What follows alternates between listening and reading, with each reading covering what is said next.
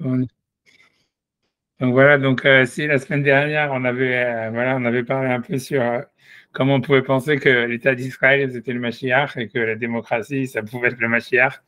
En fait, tu vois, ça veut dire, mais bon, cette semaine, on va voir, on va dire, à travers une nouvelle halakha qu'a priori, puisqu'on avance quand même dans le texte du Rambam, mais en fait, il faut quand même qu'on avance, donc on va faire la halakha d'Alet. Et a priori, d'une manière un peu bizarre, étrange, je pense qu'on va aborder, parce que je fais vraiment un peu la moitié préparé, quoi. Je sais pas quoi dire. C'est un peu, je suis un peu, tu vois, je sais pas. Sur ma caméra capote, encore une fois. Moi, j'enlève, j'enlève, je la remets. Et tu vois, mais tu vois, j'essaye un peu de, voilà, c'est un peu de l'improvisation, quoi. C'est parce que voilà, j'ai pas eu le temps de, donc voilà. Donc, ah, on va voir. Il y a des questions, on va voir. Enfin, voilà, parce que quand même, je dois quand même annoncer le sujet du cours. Donc, en fait, là, on va faire la halakha d'Alet. La halakha d'Alet, on parle d'un sujet, en fait, qui est très, on va dire, aujourd'hui, surtout aux États-Unis, qui est très polémique, quoi, qui a été très remis, ça veut dire qui est très, je sais pas comment dire, conflictuel. C'est parce qu'en fait, ça parle, en fait, en fait, dans la halakha d'Alet et dans la halakha en fait, on parle des restrictions de qui peut être roi ou qui peut avoir un certain pouvoir, qui ne peut pas, quoi. Et en deux mots, en gros, ça veut dire en gros, on va voir, en fait, si tu veux, il y a deux exclusions, il y a deux personnes qui sont exclues, en fait, de toutes les positions de pouvoir et les positions de public. En réalité, c'est les convertis ou ceux qui descendent de convertis et les femmes. Et tu vois, ça veut dire que les femmes et les convertis, ils ont ce niveau-là, ils ont le même statut. Et bref, donc en fait, bon, c'est une halakha, voilà, whatever, controverse, tu vois, c'est controversial, comme ils disent en anglais, parce qu'aujourd'hui, dans un pays démocratique, etc., voilà, et bon, évidemment, l'idée, enfin voilà, comme c'est ça ce que le Rambam il est, on va étudier ce Rambam, on va regarder un petit peu c'est quoi les définitions de cet interdit, etc. Ça veut dire quelles seraient, voilà, comment ça s'applique exactement, quelles sont les sources. On va voir ce qui va sortir. Qu'est-ce que je vous dis, c'est un peu comme une finale. J'ai pas eu le temps de, tu vois, ça fait dire de préparer, tu vois, à mort, etc. Donc, ça sortira comme ça sortira. Alors, en tout cas, nous, la première chose évidemment à voir, c'est quand même le Rambam dans les mots.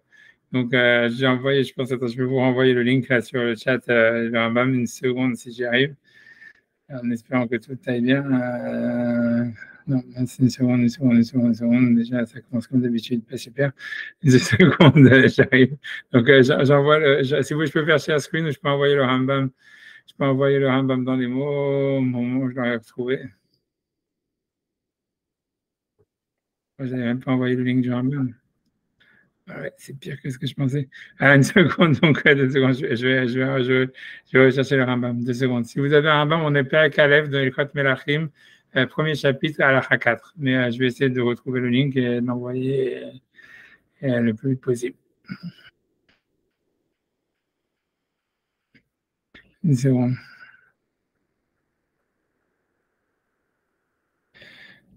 Hum.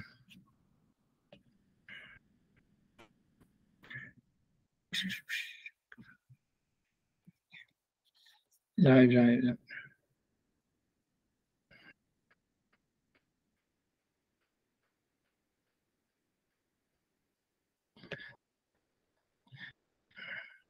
Ouais. Donc j'envoie le link sur le chat du cours et j'envoie en même temps, je fais share screen après en même temps du même coup, mais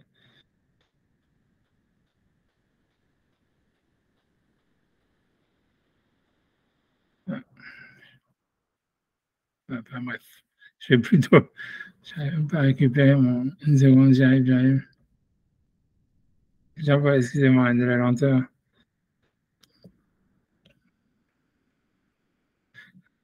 Voilà, donc ça c'est le link. Je vais l'envoyer sur le truc du cours. Sinon, je vais l'ouvrir moi et je vais faire share screen. Une seconde, si j'y arrive. Voilà. On va faire share screen.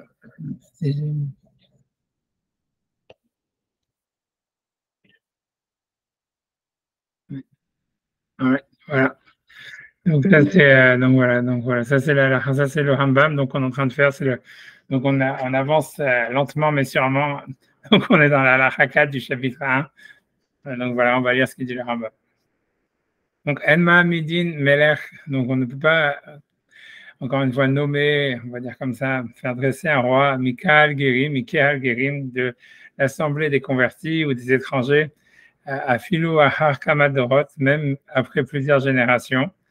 C'est-à-dire, ce que ça voudrait, peu importe ce que ça veut dire, c'est a priori, ça voudrait dire si jamais, en fait, pour le cas simple, ça voudrait dire si jamais une convertie, elle s'est mariée avec un converti, même, et que ça remonte à plusieurs générations, les enfants, ils sont toujours considérés comme étant frappés de cette stigmatisation, on va dire, qu'ils sont convertis ou enfants de convertis.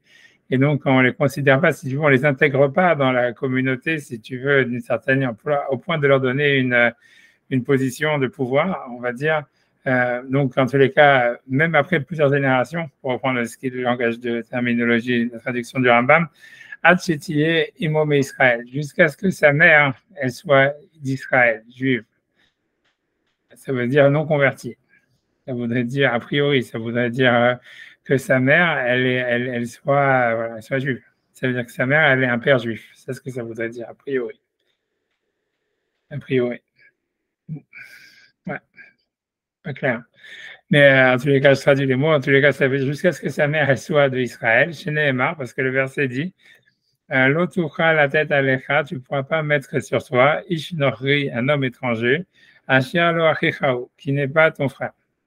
Ok, donc ça c'est le verset, on avait vu le verset à plusieurs reprises, donc quand la Torah elle parle de la mitzvah de mettre un roi, normalement je vous avais envoyé le verset, on va le regarder peut-être tout à l'heure, mais en tous les cas, donc la Torah elle a spécifiquement dit, tu ne pourras pas mettre sur toi un homme étranger qui n'est pas ton frère. Et donc ça voudrait dire que comme ça viendrait, comme il y a marqué qui n'est pas ton frère, a priori ça voudrait exclure les convertis qui ne sont pas vraiment ton frère. Ok, ça continue. Maintenant, les Malchut Bilvad, et ce n'est pas uniquement pour la royauté en fait qu'il y a un problème pour les convertis ou les enfants de convertis, qui ne sont pas voilà, considérés comme nos frères, on va dire. Et là, l'école Shkarot chez Israël, mais c'est surtout ce qui est considéré, tout ce qui est un pouvoir, une Shrara, ce qui reste à définir, mais en tous les cas, pouvoir, position de pouvoir, on va dire comme ça, chez Israël, qui est en Israël. L'Ossar Sava, pas quelqu'un qui soit un général de l'armée, L'Ossar Hamishim, pas un chef de 50, L'Ossar Asara, pas un chef de 10. Afilou Memouné Alamatamaim, même quelqu'un qui va être posé en fait à la distribution de l'eau dans un village, on va dire a priori. Chez Mechalek Mimena la Sadot, c'est-à-dire qu'il partage dans les champs, à savoir quel jour en fait quelqu'un a cette eau, peut avoir accès à l'eau, quel autre jour ça veut dire quel autre champ a accès à un autre jour ou des choses comme ça. Ça veut dire le partage de l'eau qui vient dans les champs, dans les villages. Vence, donc, on ne peut pas mettre un converti qui ait ce pouvoir-là, qui soit préposé à ça. Vence, ou un enfant de converti même. Vence, Omar Dayan, la plus forte raison, pas un juge, un nasi ou un prince, chez l'eau Elam Israël, il faut qu'il vienne uniquement de Israël. Chez Nehemar, parce que le verset dit, de l'intérieur de tes frères, tu mettras sur toi un roi. Kol Messimot, on va dire, toutes les Messimot, toutes les positions de pouvoir, Chata Messim que tu mets, ils peuvent être que de ton frère, que de tes frères. Donc voilà. C'est une ça veut dire, encore une fois, ça veut dire, je sais pas, c'est assez, aujourd'hui ça passe mal, en fait, ça veut dire c'est la j'imagine, parce que voilà, a priori, j'ai pas mis ma caméra. Tu vois, ça veut dire, c'est que, tu vois, si je l'avais remis, mais elle est quand même pas là, mais c'est pas grave.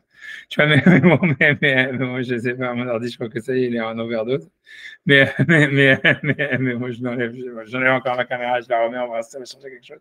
En tous les cas, voilà, donc voilà, donc ça passe mal parce qu'aujourd'hui, évidemment, l'idée, c'est sûr que déjà bon, ça veut dire, c'est déjà difficile de dire que les convertis ne seraient pas, en fait, archecha de l'intérieur de tes frères, tu vois, etc. Et même, évidemment, ça passe mal parce qu'en fait, l'idée, ça serait surtout que pourquoi tu vas créer, en fait, si tu veux, une sorte tu vois, ça veut dire, tu vois, c'est dire pourquoi tu vas créer une sorte de caste d'étrangers alors qu'a priori la mitzvah elle est justement d'aimer les étrangers. J'ai marqué la Torah dit tu aimeras les étrangers, des choses comme ça. Donc en fait, ça veut dire c'est assez bizarre, tu vois, que la Torah elle fasse ça et que voilà, elle crée comme une sorte de je sais pas comment expliquer, de sous-caste, tu vois, c'est-à-dire en disant ouais non c'est des étrangers, on peut pas leur donner aucune position de pouvoir et en fait les positions de pouvoir elles vont jusqu'à très bas dans l'échelle quoi. Et donc c'est sûr que c'est difficile à comprendre, c'est-à-dire comment est-ce que cette mitzvah en fait elle s'intègre avec la mitzvah d'aimer les convertis, etc., etc. Tu vois, c'est sûr que ça passe moyen, ça veut dire. Mais bon, c'est pas, encore une fois, tout ça, c'est pas le Rambam qui l'a inventé, c'est-à-dire, on va voir tout ça, etc. Ça veut dire quoi? C'est l'Agmara, et ça vient d'avant l'Agmara, etc.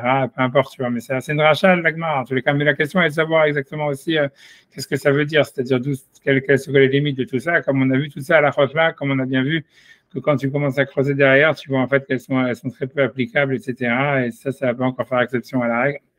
Mais, mais voilà quoi. Donc en fait, je sais pas. Donc voilà, en tous les cas, voilà. Moi, j'avance quand même, tu vois, pour parler sur les femmes, pour qu'il n'y ait pas de jaloux, tu vois, puisque la suite, c'est sur les femmes. Donc, avec Marion, c'est la suite. Donc, ensuite, donc, dans la halakha 5, il y a marqué En ma'amidim isha b'malchut, ça veut dire on ne peut pas mettre une femme comme reine. Shenema alecha melech velo malka. Donc, un roi et pas une reine. Kol mesimot v'chen kol mesimot chez Israël. Encore une fois, toutes les positions de pouvoir qui en Israël, ça veut dire la même chose qu'on a dit avant, qui sont dans la liste, même celui qui va partager l'eau dans un village. En manim ela ish, ça veut dire on ne peut préposer que des hommes. Voilà. Donc, donc voilà. Donc, en plus, très paradoxal avec l'histoire d'Israël, quand on voit Shlom Tzion, qui était nommé par tous les prochets, mais qui était soutenu par tout le. Ouais, c'est sûr que tu vois, ça veut dire, c'est sûr qu'il y a plein de contre-exemples historiques. Ça veut dire, sur les femmes, tu vois, ça veut dire, comme on va voir, tu vois, il y a Shemaya Baftalion qui était, a priori, tu vois, ça veut dire, qui était Nassi Avbeddin. A priori, ils étaient des convertis, descendants de Sancheriv, là, celui qu'on avait vu qui s'était fait raser lui-même par ceux qui vont dans les cours du Bérago, là. Ça veut dire, voilà, donc, à tous les cas, mais à tous les cas, les trucs, voilà, donc ça veut dire, c'est sûr qu'il y a plein de contre-exemples historiques. Il y a plein de contre-exemples historiques et voilà, mais ouais, qu'est-ce que je te dis, tu vois, mais c'est dur, donc voilà, la question, elle va de savoir qu'est-ce que ça veut dire. C'est pour ça que moi, en fait, moi, ce que je veux prendre de cette halakha dans un premier temps, on va dire la première chose, tu vois, c'est d'expliquer, en fait, que ça va nous permettre de comprendre peut-être c'est quoi un roi, c'est quoi une position de pouvoir, etc. Tu vois. Ouais, c'est pour ça, on va voir. Comme je vais commencer par, ça veut dire, honnêtement, tu vois, ça veut dire, je sais pas, j'en ai marre de ma caméra, franchement. Mais bon, je sais pas ce que je vais faire. Hein. Tu vois, si je pense qu'à chaque fois que je sais pas où je vais prendre, je sais rien. Mais en tous les cas, mais bon, j'aurais enlevé. Mais voilà, donc on va voir. On va commencer par ça, si vous voulez, on va commencer par ça. Pour moi, ça, c'était une partie. OK, on va commencer par ça. Et OK, donc c'est sûr, bon, voilà, qu'est-ce que je te dis? Ça veut dire, ça, c'est ce que le Rambam dit. Ça, et ça sort de la Gemara. Tu vois, voilà. C'est difficile, on va dire, c'est difficile. Alors, comme je dis, il y a plein de contre-exemples historiques. Et c'est sûr que là où il y a le plus de contre-exemples historiques, c'est à l'époque, en fait, du deuxième temple, c'est à l'époque des Hashmonaïm, puisque, en fait, comme, pour dire la vérité, pour dire ce qui s'est passé, en réalité, c'est qu'il y avait eu des conversions forcées au judaïsme, en fait, qui ont été faites par les Hashmonaïm, lors des conquêtes, tu vois, par Jean et etc. Donc, c'était pas du tout clair, en fait, qui était juif de race, qui était pas, etc., et compagnie, etc. Et il y avait surtout énormément de, voilà, voilà, c'est compliqué, quoi. C'est pour ça que tu vois, quand les mecs qui disent, ouais, que parmi les mecs de Gaza et les mecs qui sont en Israël, il y a beaucoup de liens au niveau génétique et tout ça de l'ADN, c'est pas étonnant du tout, tu vois, c'est parce que ça veut dire, c'est parce qu'à cause de toute cette période, en réalité, il y a eu énormément de brassage, quoi, à cette période-là. Voilà, etc. Donc bon, bon, ok. Donc on va, en tous les cas, on va regarder, on va regarder qu'est-ce que, on peut regarder déjà, on peut voir qu'est-ce que ça veut dire. Ça veut dire, voilà, on peut. Ok, déjà, on peut commencer par, si tu veux, avant de parler de la période des Hashmonaïm, qui est une période bizarre. C'est bizarre, c'est-à-dire pas bizarre, mais c'est une période bizarre. Donc, comment est-ce que le Talmud, en réalité, il voit ça? C'est-à-dire, ça veut dire, tu vois, ce qu'il faut comprendre, tu vois, ça veut dire, je sais pas, quand j'ai pas bien préparé le cours, je suis obligé un peu de parler comme ça, à vous le pourpoint, avant des trucs, mais ce qui est super bizarre, c'est super. Parce que poser une chose comme ça, c'est que si quelqu'un, par exemple, tu vois, il a fait de la psychanalyse, il sait, tu vois, qu'en fait, quand les gens, ils ont des traumatismes, et quand des mecs qui ont vraiment des traumatismes d'enfance très forts, en fait, ça veut dire comment est-ce qu'ils réagissent par rapport à ça. Et tu vois, ça veut dire ils se font dans leur tête des histoires. C'est-à-dire ils font un récit, tu vois, pour, si tu veux, colmater le trauma. Mais ce récit, en fait, il colle pas du tout à la réalité, si tu veux. Ils se font, et, tu vois, ils se refont des mémoires qui sont fausses, si tu veux. Parce que l'expérience, elle est traumatique. Et en réalité, si tu veux, c'est-à-dire dans le Talmud, ils ont exactement le même rapport avec la période des Hashmonaïm. Ça veut dire que tu vois, ou avec la Radéra, ça veut dire que tu vois, c'est-à-dire qu'on sait clairement, tu vois, que le Talmud, il fait des mensonges historiques, tu vois, clairs, évident, tu vois. Et en fait, on a l'impression que c'est parce qu'ils n'arrivent pas. On a vraiment l'impression, je te promets, ça fait vraiment l'impression quand tu fais de la psychanalyse, que tu vois que c'est vraiment comme si tu vois les mecs, les types du Talmud, ils avaient, parce que pourquoi tu racontes des histoires dormir debout et pourquoi même tu dois les mettre dedans, tu vois. Mais on a l'impression qu'ils ont un trauma et qu'en fait, ils sont obligés de faire une sorte de mensonge historique par derrière, tu vois, pour le survivre, on va dire, un truc comme ça, tu vois. Mais bon, peu importe, tu vois. Et donc, c'est pour ça que c'est pour ça. Mais ça, je pense aborder ça vraiment, ok, donc dans la deuxième partie du cours, etc. Mais bon, on va commencer, je m'en fous, on va commencer. C'est pour ça, comme je sais pas comment suivre, on va commencer par comment moi j'ai pris le truc, tu vois. Ça veut dire, ouais, disons l'exemple le plus connu dans toute cette histoire-là, c'est, si tu veux, c'est dans Shmaya Vaftalion, tu vois. Ça veut dire, si tu veux, voilà. Donc, voilà, on va faire simplement l'histoire de Shmaya Vaftalion. Une seconde. Je vais essayer de, je vais vous envoyer ça si jamais, je sais pas exactement. Je vais dire. Une seconde, parce que j'ai encore des histoires avec mon. Tu peux. Une seconde, je vais envoyer. Moi, ouais, je vais envoyer. Je m'en fous, j'envoie comme ça. Une seconde. Ouais. Voilà. On va faire que je vous envoie ça. Je fais, tu vois, je fais share ça à la place. Euh... Attends une seconde. Je suis encore désolé, j'ai fait une fausse manip. Je vais y arriver, je vais y arriver, je vais y arriver. Ouais. Je vais envoyer en copy-paste ça. Et après ça, je vais. Décidément. Tu vois,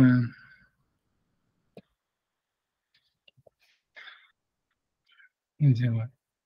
J'envoie ça et à part ça, vous avez le link normalement si je vous avais envoyé sur le groupe, peut-être c'est mieux, mais bon, après ça, sinon, j'envoie je fais ça.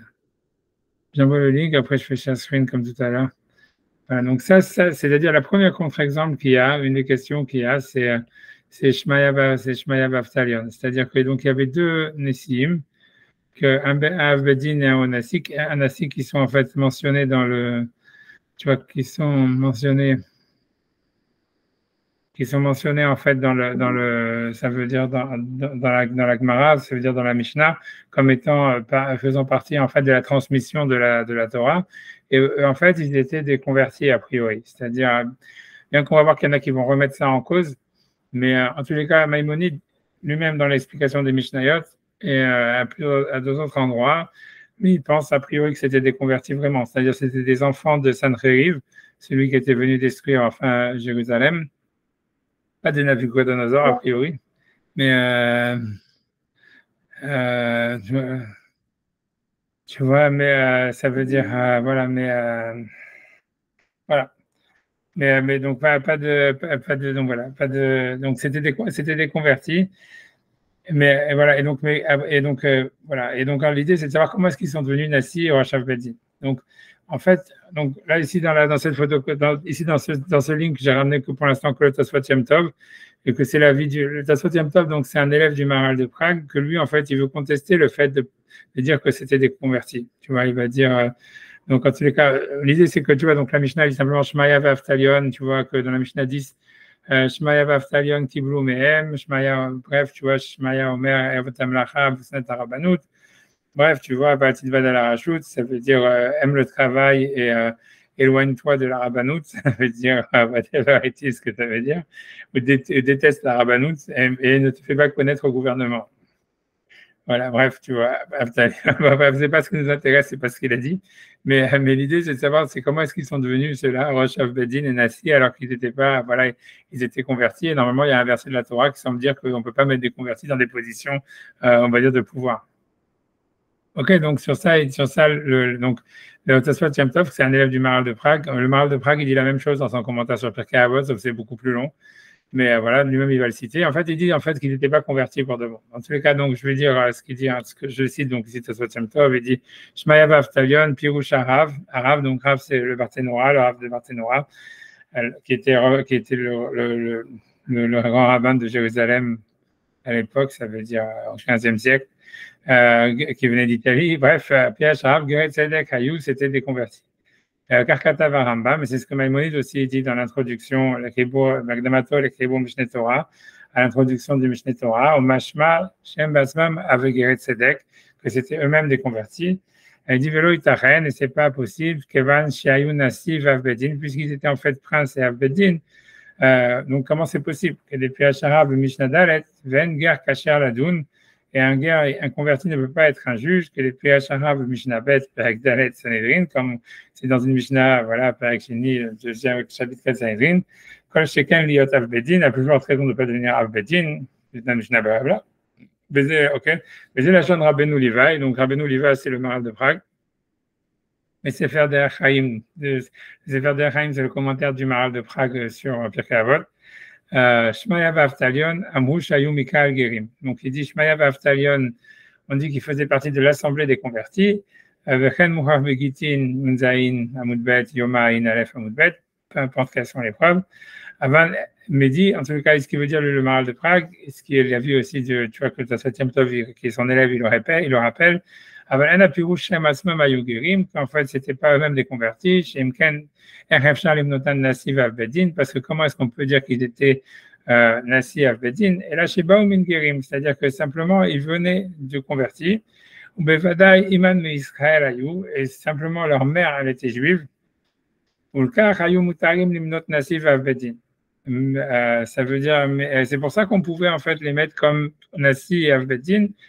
Grosso modo, ça voudrait dire en fait que soit leur père a priori il était converti et que lui il avait eu des relations avec une femme juive, ça veut dire la mère elle était juive dans le sens où la mère elle avait un père juif a priori, ou la mère elle avait un père et une mère juif a priori.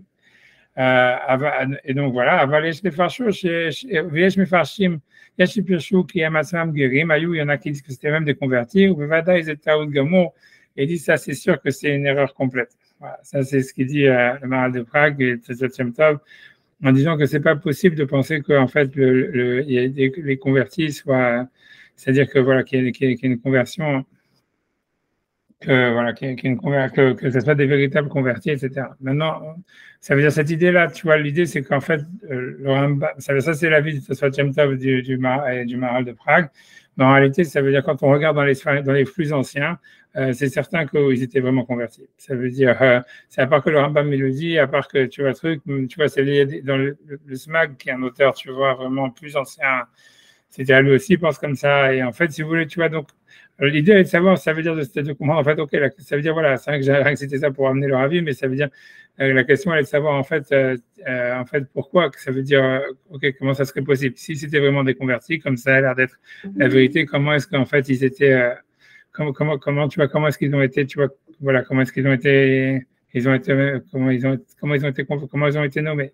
Alors c'est pour ça l'explication qui est donnée normalement et qui est en fait très ancienne, qui est l'explication la plus, ça veut dire la plus de base, c'est, tu vois, c'est, donc je l'avais mis au début, c'est le Tashbat, c'était un arabe algérien, mais qui était, ça veut dire algérien encore bien avant le Maral de Prague, etc.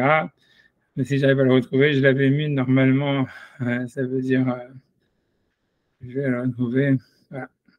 Ça veut dire, voilà, il est là, tu vois. Donc ça, c'est le Magen Avot, c'est le commentaire du Tashbat, qui était un rave très, très, très important. En fait, c'est même fait encore partie des Rishonim, avant le Rav Yosef Karo, au XIVe siècle. Mais on a retrouvé exactement les mêmes commentaires du Smag, qui était un Rav Ashkenaz du XIe siècle. Donc ça veut dire, a priori, c'est ça la doxa. Et donc voilà, donc lui va dire que c'était clairement, il y a des preuves que c'était véritablement des convertis, etc. Maintenant, la question est de dire comment est-ce qu'ils ont été en fait nommés Avbedin et Nasi. Donc, on va voir qu'est-ce que lui il va dire. Donc, j'ai mis ici dans le share screen, je suis dessus. Je ne sais pas si vous êtes sur le link. En fait, il faut aller sur Commentary et regarder sur Magen Avot. C'est le nom du. Vous cliquez sur la Mishnah 10, vous faites Commentary, vous avez Magen Avot et c'est le Tashbat. Si vous êtes sur l'écran, ben, vous voyez sur l'écran. Ok, donc on a dit Shmaya Vaftalion Kiblu Mehem, Shmaya Vaftalion, ils ont reçu de eux. Et Shmaya Vaftalion Geretzedek Ayou, donc lui, le Tashbat, il dit comme il dit Maïmonide, comme il dit comme ils ont dit tous les Rishonim, en réalité, tous les commentateurs du Moyen-Âge, quoi. Donc ils étaient véritablement convertis. Moshe Niska Bagadatan Nizakin, comme c'est mentionné dans la Gemara, dans Nizikin, que c'était des enfants de Sancheriv. Donc, je ne sais pas si c'est eux qui ont assassiné leur père, j'en sais rien. En tout cas, c'est Bnei Banav, c'est des descendants des Sancheriv, le cas de Masakat Yoma, Perek Valo, et même dans Masakat Yoma, on le retrouve, etc. Mochi Arken, Shamar Lahem, Kohen Gadol, que le Kohen Gadol leur a dit, Yitun Bnei Amamin Nishlam, que viennent les étrangers, ça veut dire qu'ils viennent des autres nations qui viennent en paix. Okay, donc maintenant il pose la question, il dit Viesh Temach, c'est étonnant, Shamre Ayou Nasi Ve'Avedin, comment Shamo Perek Andarshin. Donc ils étaient Nasi Avedin, comme on dit dans le Perek Andarshin, dans la deuxième chapitre de comment ça s'appelle, ouais, vas-y. J'ai pas compris pourquoi il devait être forcément des guérim, sa preuve. Ouais, les preuves, elles sont parce que si tu vois, grosso modo, j'ai pas voulu rentrer là-dedans, mais c'est-à-dire que quand tu regardes c'est-à-dire on a l'impression, si tu veux, et ça veut dire les preuves et les contre-preuves sur ça, ça veut dire lui veut dire que il faut regarder la Gemara là-bas, tu vois, mais ça veut dire a priori, ça veut dire que comme on leur dit qu'ils viennent les enfants des autres nations en paix, on a l'impression que tu vois, ils venaient vraiment des autres nations. Si tu veux, même si tu veux, on voit d'autres, honnêtement, j'ai oublié maintenant, si tu veux, j'ai vu regarder, tu vois, mais ça veut dire, tu vois, si tu veux, les preuves, elles sont, tu peux toujours tu pourras toujours, si tu veux, comment dire, les réfuter, si tu veux. C'est-à-dire, regardez, tu vois, je ne suis pas rentré dedans, parce que c'est des agadotes, et tu peux toujours dire non, c'était pas vraiment même les convertis, etc. Il y en a même, si tu veux, il y en a même qui disent que une des preuves qu'ils étaient convertis, c'est parce qu'on voit que tu vois qu'ils savaient pas, comment dire, parce que la Gemara dit qu'ils savaient pas dire le Aleph, ils savaient pas dire le Chet, ils savaient pas faire le He, ils savaient pas faire le Chet, et ils savaient pas dire le Fait, tu vois. Et c'est parce que tu vois, ça, on le sait, tu vois, c'est parce que la Gemara elle dit que parce qu'il y a une, si tu veux, il y a une halakha où Beth Hillel, il lui dit la mesure qui rend un mikvé non kasher, c'est un hin. Et la Gemara elle dit parce que il doit le dire comme le langage de son rave, parce que le Shmaya Baftalion, c'était les rabbanim de Beth Hillel, de Hillel. Et l'idée, c'est que tu vois, on voit qu'il ne savait pas parler, en fait, ça veut dire il ne savait pas dire hin avec un e, donc ça veut dire qu'il a dit avec un aleph, ça veut dire que Hillel, comme il voulait parler comme son rave, donc il avait pris l'accent, si tu veux, que ça veut dire non juif, quoi, ça veut dire comme ils disent le houmash, est-ce que vous avez un houmash? Tu vois, tu vois, mais ça, si tu vois, dans les livres, c'était comme ça avant. Tu vois, donc ça veut dire que Hillel, il parlait comme ça, bien que lui, il était juif, parce qu'il voulait parler comme son rave. Mais c'est marqué comme ça dans la Gemara. Et donc, tu vois, c'est une des preuves, tu vois, qu'on dit que si c'était simplement, tu vois, enfant de converti, tout ça, encore, tu vois, tu peux être doré, que voilà, ça prend plusieurs générations, peut-être apprendre l'accent, j'en sais rien. Mais tu vois, mais voilà, en tous les cas, whatever, c'est ce qui a marqué dans la Gemara. C'est ça les sortes de preuves qu'ils ont là-bas. C'est pas des preuves conclusives, si tu veux, il y a pas, on voit clairement, ça veut dire, c'est sûr, grosso modo, pour moi, l'idée simple, c'est que, tu vois, c'est-à-dire, en général, dans ces histoires-là, il faut voir qu'est-ce que les rabbinim, si tu veux, qui étaient les plus anciens, ils ont dit, tu vois, c'est-à-dire, une fois que tu vois que Maïmonide, tu vois, qui est du 11e siècle, le Smag, qui est du 12e siècle, tu vois, même le Parthénora, qui est du 14e siècle, le Rajbat, qui est du 13e siècle, ils ont dit quelque chose, tu vois, et que le Maral, tu vois, qui vient 2 siècles plus tard, et le Tosfot Yom Tov encore plus tard, tu vois, ils disent non, c'était pas ça.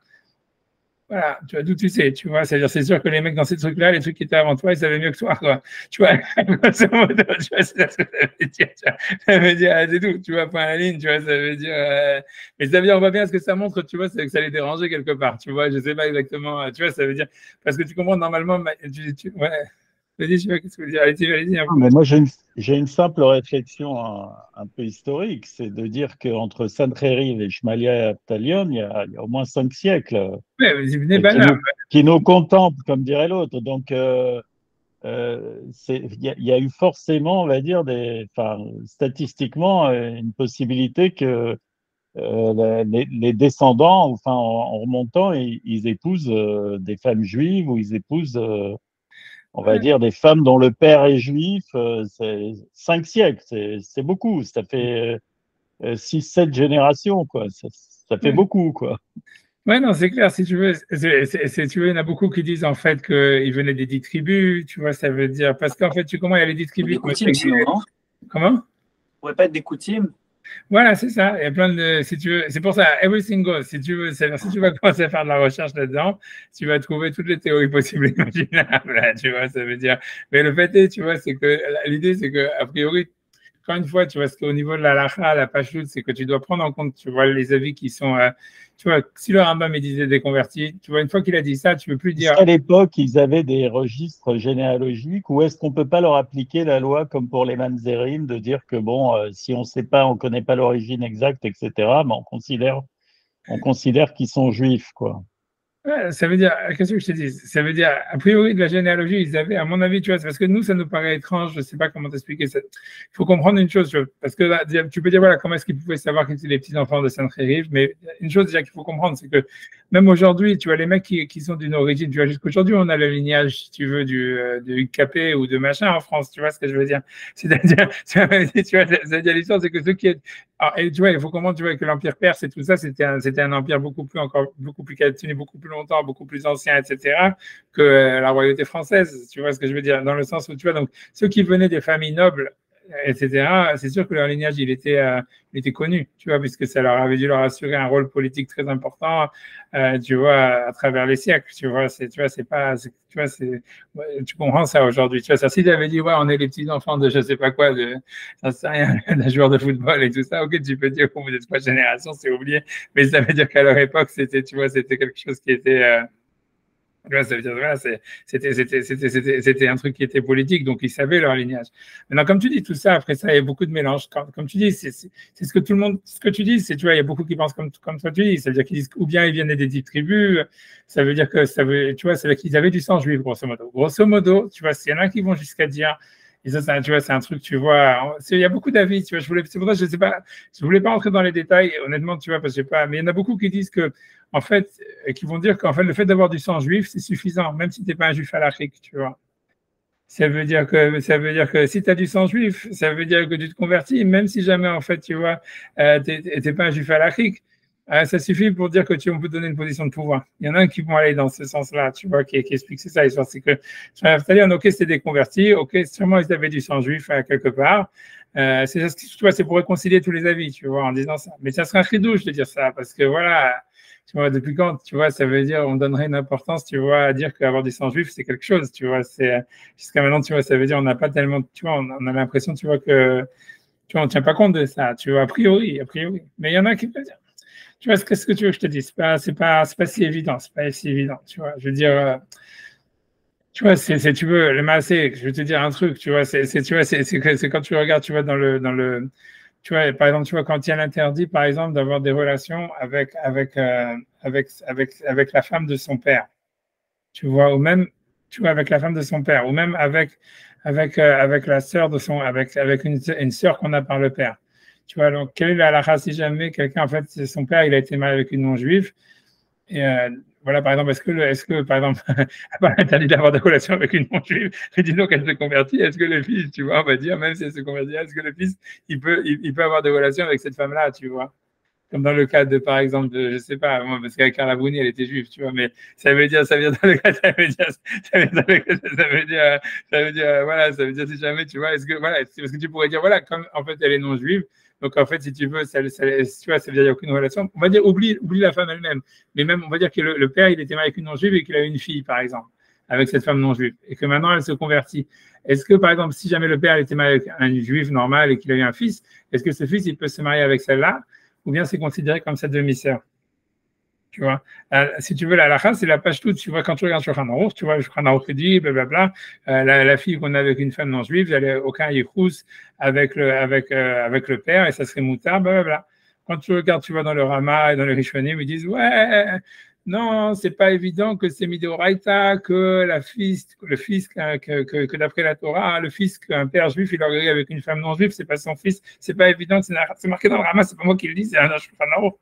Et tu vois, ça veut dire qu'en fait, tu vois, tout ce qu'on voit aux enfants, tu vois, ouais, ça veut dire si tu as des relations avec une Goya, l'enfant n'est pas juif et tout ça, etc. C'est pas si, tu vois, si clair que ça, en réalité. Tu vois ce que je veux dire? C'est ça ce que tu veux savoir. C'est pour ça, tu vois, que les Maasé, dans Shulchan Aruch, il dit que quelqu'un, normalement, il ne doit pas se marier avec la sœur, avec une sœur une fille que son père aurait eu avec une non-juive, tu vois. Tu vois, c'est pas clair, c'est pas casé, pas chou, tu vois. Donc, c'est pour ça que l'idée, c'est que tu vas avoir du sang juif. Ça veut dire, même si tu comprends l'histoire, ça veut dire que c'est pas si net, c'est pas un truc si clair. Et il y en a qui ramènent tout cette halakha-là pour expliquer l'histoire de Shmaya Vaftalion, en disant que voilà, c'est ce que ça veut dire pour établir le truc, c'est qu'en fait, ils devaient avoir du sang juif, certainement, etc., ou soit ce que leur mère ou machin, ou peu importe l'histoire, ils ne devaient pas être des juifs halachiques et qu'on les a convertis et que ça suffisait, tu vois, pour leur donner il y a un avis comme ça, si tu veux, il y a un avis comme ça. Il y a un avis comme ça. Ouais. Il y a un avis comme ça qui remet dans la halakha, etc. C'est pas un avis majoritaire, mais c'est un avis. Tu vois, ça veut dire que ça existe. Pour ça, tout ça, c'est. Revenons à nos moutons. Tu vois, l'histoire, c'est que tu vois, c'est parce que le tashbat, c'est parce que l'idée, tu vois, générale de tout ce qu'ils vont dire, tu vois. Donc, mais en tous les cas, c'est whatever, tu vois, ça veut dire. L'idée, c'est de voir, tu vois, en fait, voilà, qu'est-ce que ça, tu vois, qu'est-ce que. On reprend le tashbat, puisque voilà, c'est un des anciens, mais voilà, voilà. Mais a priori, tu vois, ce qui est super intéressant, surtout, moi, ce que je pense qui est intéressant, c'est pourquoi est-ce que le Maharal de Prague et compagnie, tu vois, ils ont tenu à dire non, c'était pas des convertis, c'est bizarre, tu vois. Parce que tu vois, c'est-à-dire, normalement, si tu vois dans la halakha, en général, tu vois, quand il y a des auteurs, tu vois, d'un certain siècle, qui ont dit quelque chose, tu vois, qu'ils sont très anciens, ils ont dit quelque chose, et tu vois, même si tu as une question, tu dis, OK, il y a une question, mais tu vois, de là à dire, affirmer, non, mais ce qu'ils ont dit, c'est sûr que c'était une erreur, c'est complètement faux. Tu vois, c'est bizarre, tu vois, c'est simple bizarre. Tu vois, normalement, tu cherches une réponse quand tu as une question sur Maïmonide. Tu ne commences pas à dire non, il dit n'importe quoi. Surtout si toi-même, tu n'as pas de preuve qu'il dit n'importe quoi. Tu vois ce que je veux dire? Peu importe, tu vois. Ok, madame, mais c'est comme tu as dit toi. Ça ne paraissait pas logique parce qu'en fait, tu vois, beaucoup de générations s'étaient écoulées, des trucs comme ça, tu vois. Un truc comme ça. Peut-être, j'en sais rien. En tous les cas, on va voir le Tashbat ce qu'il dit. Donc, le Tashbat, lui, il pose la question et il va essayer de répondre à la question, tu vois, ça veut dire différemment. Donc il dit Veyesh Tema. Donc, il dit il y a lieu de s'étonner. Attends, je vais essayer de centrer le texte et de le mettre comme ça. Je vais voir, je sais pas. Une seconde, je sais pas ce qui se passe avec mon ordi. Ouais, ma caméra a l'air de marcher, tout a l'air de marcher. Bon, Hachem. Donc, Veyesh Tema. donc, il y a lieu de s'étonner. Share Ayou Nassib Avbedin, puisque c'était donc un Nassib Avbedin. Moi, Shamou Pek Endorshin. Voilà, et ils ont dit Kol Messimot Shata Messim, ça veut dire que toutes les positions de pouvoir que tu dois donner, Loyu et la Meka Vachicha, ça veut dire il faut qu'ils viennent que de ton frère, que de tes frères. Il dit Vafal Pishamou, bien qu'ils ont dit dans le dernier chapitre de Kiddushin, Bekachoretz, Shim Imom Israël, que si sa mère elle était Israël, ce qui est à définir en soi comme concept, qu'est-ce que ça veut dire que sa mère elle est d'Israël? Ça veut dire est-ce que sa mère elle-même elle était juive? Est-ce que ça veut dire que sa mère elle a un père juif? On va voir, tu vois, tout ça. Mais disons, on va voir ce que ça veut dire. Mikael Vachicha Karin Anbe, ça s'appelle qui vient de l'intérieur de ton peuple. Zéoulenian Charge Haout, lui dit ça marcherait, on va dire, pour n'importe quel, on va dire, pour lui donner n'importe quel, on va dire, un certain pouvoir minimal. Mais lui dit Avalenian Nessiout, mais pour en faire un Nassi Domenemeler qui ressemble à un roi. Donc, Sharish Nem, donc je suis obligé de reprendre le truc. Sharish Nem, Hem, ça veut dire qu'ils avaient vraiment une halakha de roi, ils avaient un statut de roi, comme il y a marqué, c'est comme Nasi Yecheta. Bref,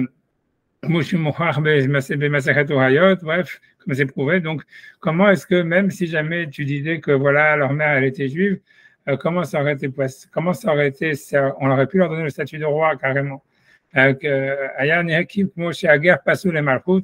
Israël.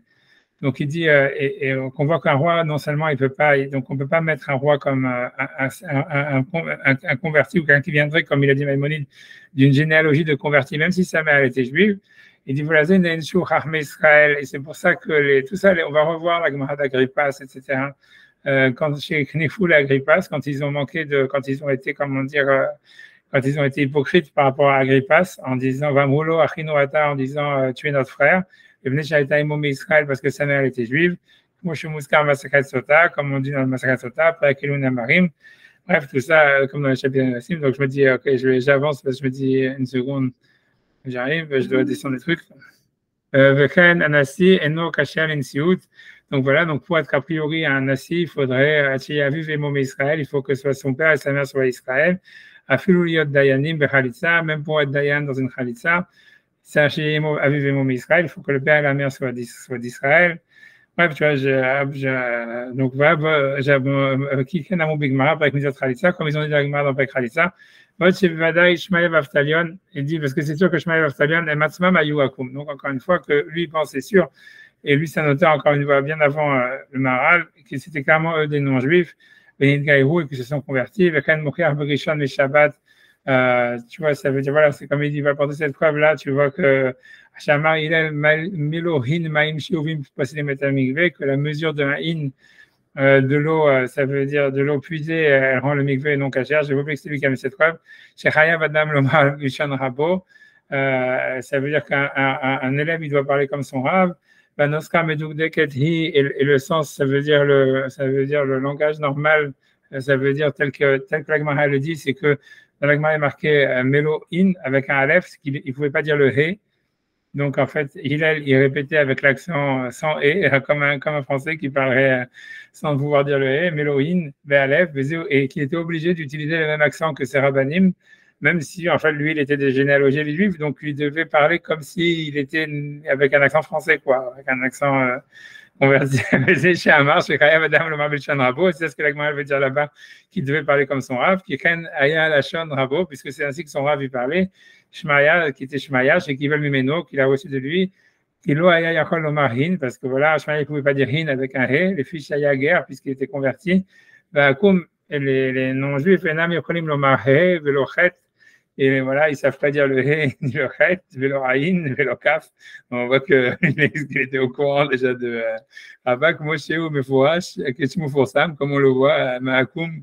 Voilà, comme on voit des non-juifs aujourd'hui, ou comme Hin, Aya Omer In. Et comme à la place de dire Hin avec un E, il devait dire In avec un Aleph. Veila Aya Omer Beshan Rabo. Donc lui, pour lui, tu vois, ça veut dire, voilà, donc Veila Aya Omer Beshan Rabo. Au musée Aya Nere, qui est Aya Akum. Donc on voit de là qu'il était donc non-juif, Vénid Gaïa, et qu'il a été converti. Vechen Nire, Mima Shechaninu Be'eduyot. Et donc voilà, Véviou avec Mishimeto, c'est-à-dire que comme on voit que aussi on dit dans le Perek Mishimeto, que c'est le nom d'un Perek dans Brachot, Shamhu alota shifra sheishkua shmaya vaftalion, dugma ishkua kegolomar gioret kayotse baen. Je me rappelle plus qu'est-ce qu'ils ont fait là-bas. Ils ont fait boire une sota. J'ai oublié c'était quoi l'histoire. Qu'est-ce qu'ils lui ont donné à boire? J'ai oublié encore l'histoire. Mais ça veut dire, la Gemara dit qu'en fait, ils ont fait ça parce qu'elle-même, elle était convertie. Et c'est pour ça qu'ils l'ont fait. Peu importe quelle était l'histoire là-bas. Et on voit donc qu'eux-mêmes, ils étaient convertis. Il faut regarder la Gemara là-bas. Bref, donc revient tout ça pour expliquer la question. Comment ils l'ont mis Nassi, Veshema, Kevan Shelo Ayabe Israël Kamoru. Donc lui, ce qu'il veut dire, c'est que comme il n'y avait personne parmi les Juifs qui avait ce même niveau, Kabbalah, ça veut dire dans la tradition. C'est un truc moi, c'est-à-dire que lui, Shmaya Vaftalion, ils avaient reçu la tradition de la Torah puisqu'ils ont reçu des anciens, puisque c'était toute une tradition entre le Nassi et le Avbedin. Donc, pour une raison ou pour une autre, tu vois, le Nassi et le Avbedin de la génération d'avant, ils avaient décidé de transmettre à ces deux-là. Donc, voilà, une fois que eux, ils avaient la tradition alors que les autres ne l'avaient pas, donc les autres juifs, ça veut dire les autres membres du Sanhedrin, ils étaient obligés de les choisir. Ou Aya Raou Yotam Mikulan. Et ça veut dire qu'ils étaient plus aptes que les autres, qui leur passent la Torah Gerim, parce que la Torah, elle aurait donc rendu non caché un guerre, un converti à une position de pouvoir. Et là, Beshesh Kayotse Baem Israël, que si jamais il y a des juifs qui peuvent faire le travail. Avalen Kayotse Baem Israël, mais si jamais il n'y a pas des juifs qui ont le niveau. Et là, ici, donc, la tradition, elle n'était pas passée par les autres. Donc, en fait, eux, ils avaient une tradition des rabbanim d'avant que les autres juifs n'avaient pas reçue. Hem Kodmim, ça veut dire, donc, eux, ils passent avant. D'ailleurs, on voit que, donc, puisque Hillel, une fois que lui, il a repris le job après Shmaya Vaftalion, c'est Hillel et Shammai qui étaient les élèves de Shmaya Vaftalion, qui ont continué le job. Eux aussi, ils étaient étrangers, ils venaient de Babel, ça veut dire qu'ils étaient juifs, mais ils n'habitaient pas en Israël. Ils ont dû les rapatrier en Israël parce qu'il n'y avait pas de rabbanim en Israël qui avait pigé que dalle, quoi, j'en sais rien. En tous les cas, ça veut dire qu'ils n'étaient pas au niveau, qu'ils n'avaient pas reçu la tradition, quoi. Et donc, c'est ce qu'il leur a dit là, quand il est revenu là-bas en Israël, qui étaient les Bnei Betera, c'était, si tu veux, ceux qui avaient pris l'intérim après la mort de Shmaya Vaftalion, en disant Migaam Lachem Shelem Bavel, qu'est-ce qui a fait que maintenant j'ai dû venir de Bavel pour devenir moi le Nassi à la place de Shmaya Vaftalion, Vayanassi Alechem, que je sois Nassi vous, Atslut Shaya Bachem. parce que vous êtes des paresseux, tu vois. Ça veut dire Sheloshim Hashem, Shtik Doléador, Shmaya Bavtalion, parce que vous n'avez pas reçu la tradition des deux grands de la génération qui étaient Shmaya Bavtalion. Et donc, ce que lui dit le Tashbat, c'est que ça devait s'appliquer déjà à la génération de Shmaya Bavtalion. Ça veut dire, il semblerait que les Juifs, les Israéliens à la base, c'était vraiment des nulos, c'est des mecs qui ne les intéressaient pas d'étudier tellement la Torah ou d'aller recevoir la tradition du Nassi Avbedin, j'en sais rien, ils ne voulaient pas faire de la politique, je ne sais pas qu'est-ce qu'ils s'occupaient exactement le reste de la journée.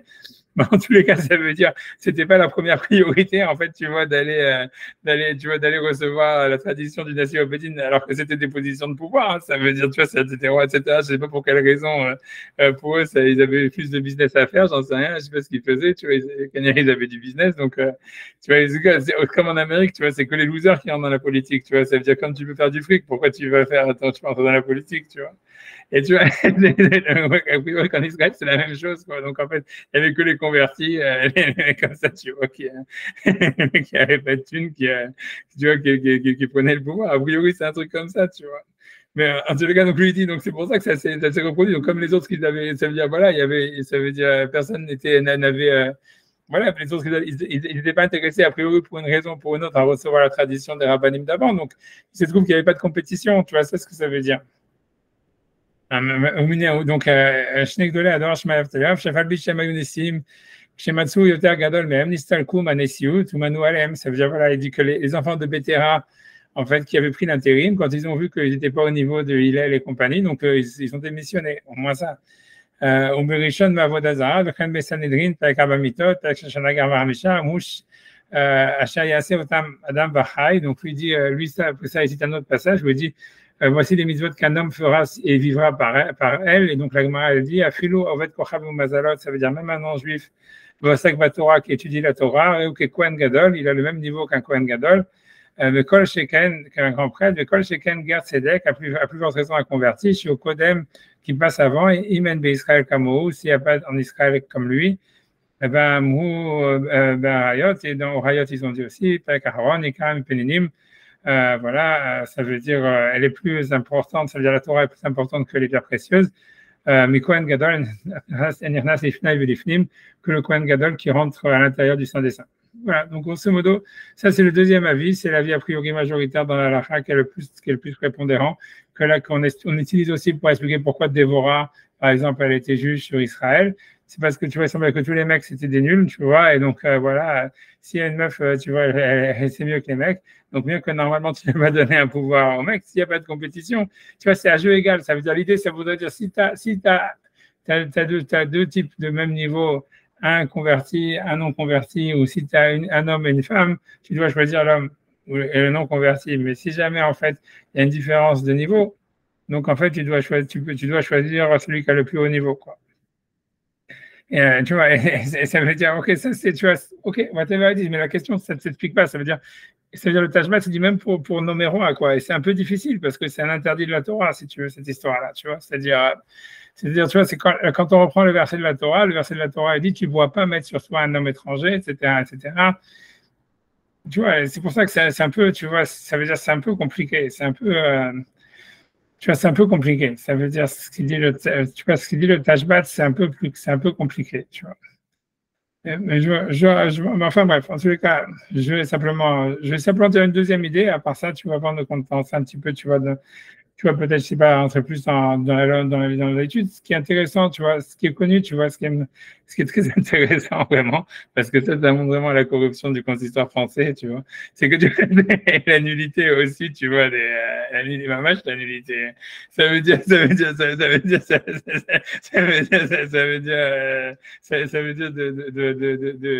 vois, Stam, je sais pas exactement, bref, tu vois, c'est parce que tu vois, moi, tu vois, ça veut dire, bref, tu vois, une fois, moi, quand j'écrivais un article dans l'Éclair et tout ça, etc., ouais, j'avais dit, tu vois, parce que, en fait, bref, j'avais dit un truc comme ça pour m'amuser un petit peu, ça veut dire que parce que, tu vois, si tu veux, comme on avait vu déjà que Moshe Rabbeinu, lui, est marqué que quand Yitro, il est venu le visiter, tu vois, ça veut dire il a servi lui-même les invités, etc. Alors que normalement, on avait déjà vu cette question que le Hafla demande, etc.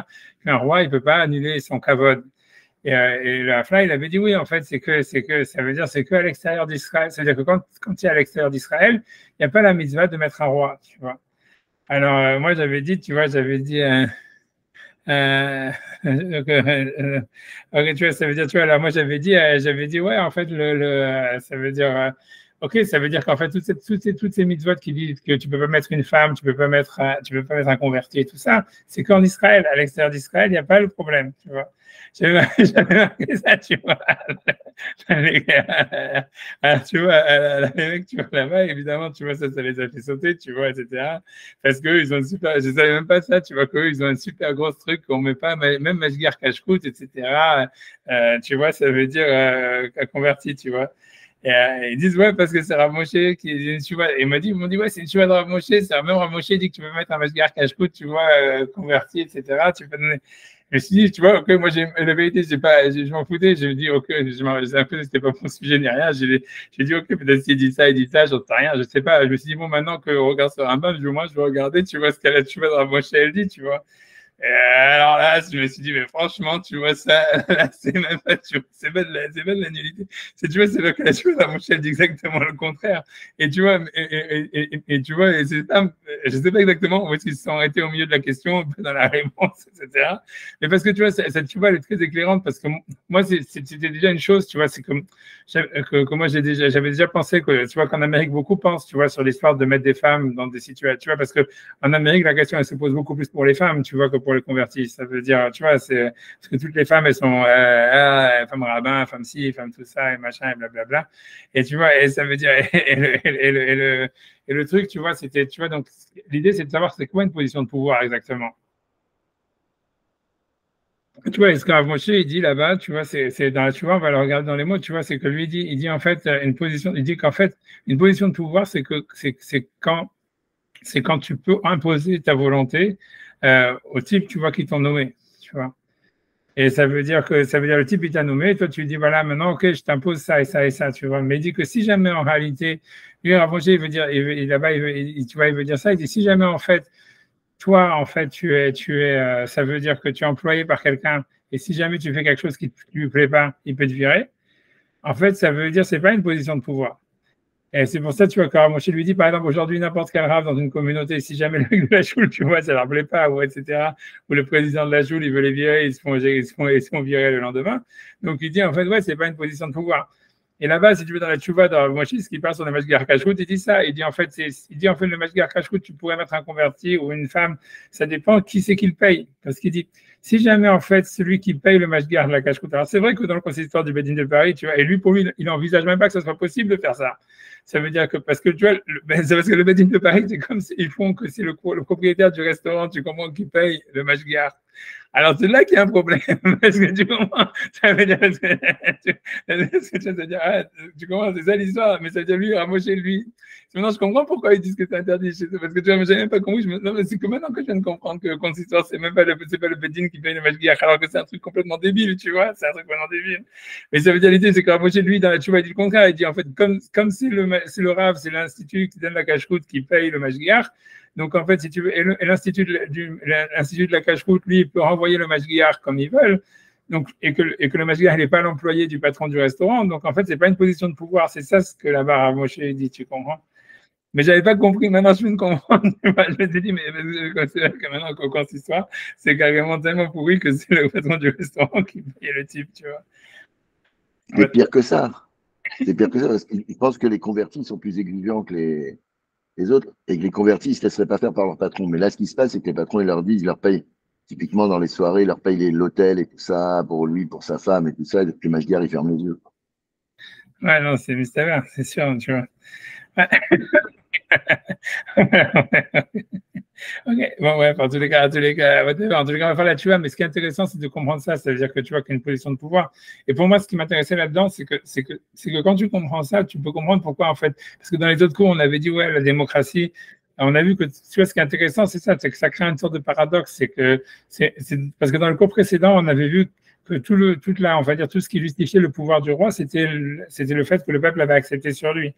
Et que donc, c'était, si tu veux, c'était ça tu vois, c'était ça, comment dire, voilà, c'est que parce que qui justifiait son pouvoir. On avait vu que Yoshua, en fait, si lui, il avait une légitimité plus grande que celle de Moshe, c'est parce qu'en fait, le peuple avait accepté quand ils ont traversé le Jourdain, ils avaient dit, tout celui qui transgresse ta parole, il va mourir. et que c'est ça ce qui lui donnait une légitimité de faire des décrets, et que ces décrets devaient être acceptés par tout le monde, etc., etc.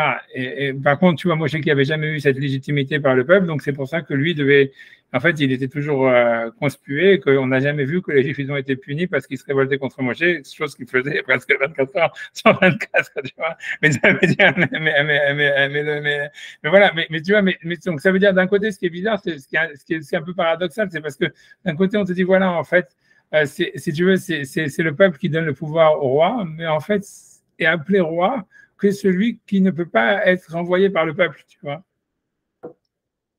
C'est ça l'histoire, tu vois, c'est ça c'est un paradoxe, tu vois, ça veut dire, tu vois, ça veut dire en fait que si jamais que tu vois que ce qui fait en fait, tu vois, ce que Moshe va dire, tu vois, et ce qu'il dit, c'est que en fait pour lui l'idée c'est que voilà, c'est que si jamais en fait le type il peut te renvoyer, ça veut dire si jamais le peuple en fait il peut, si tu veux renverser le gouvernement, je sais pas, la question du gouvernement démocratique qui est aujourd'hui, tu vois, élu tous les 5 ans, etc., ou peu importe, un certain laps de temps, c'est questionnable parce que d'un côté, tu vois, ils ont des comptes à rendre, en fait, tu vois, au peuple, et ils peuvent se faire, tu vois, mais tu peux dire que durant le mandat dans lequel ils sont élus, ils peuvent imposer au peuple des choses contre sa volonté.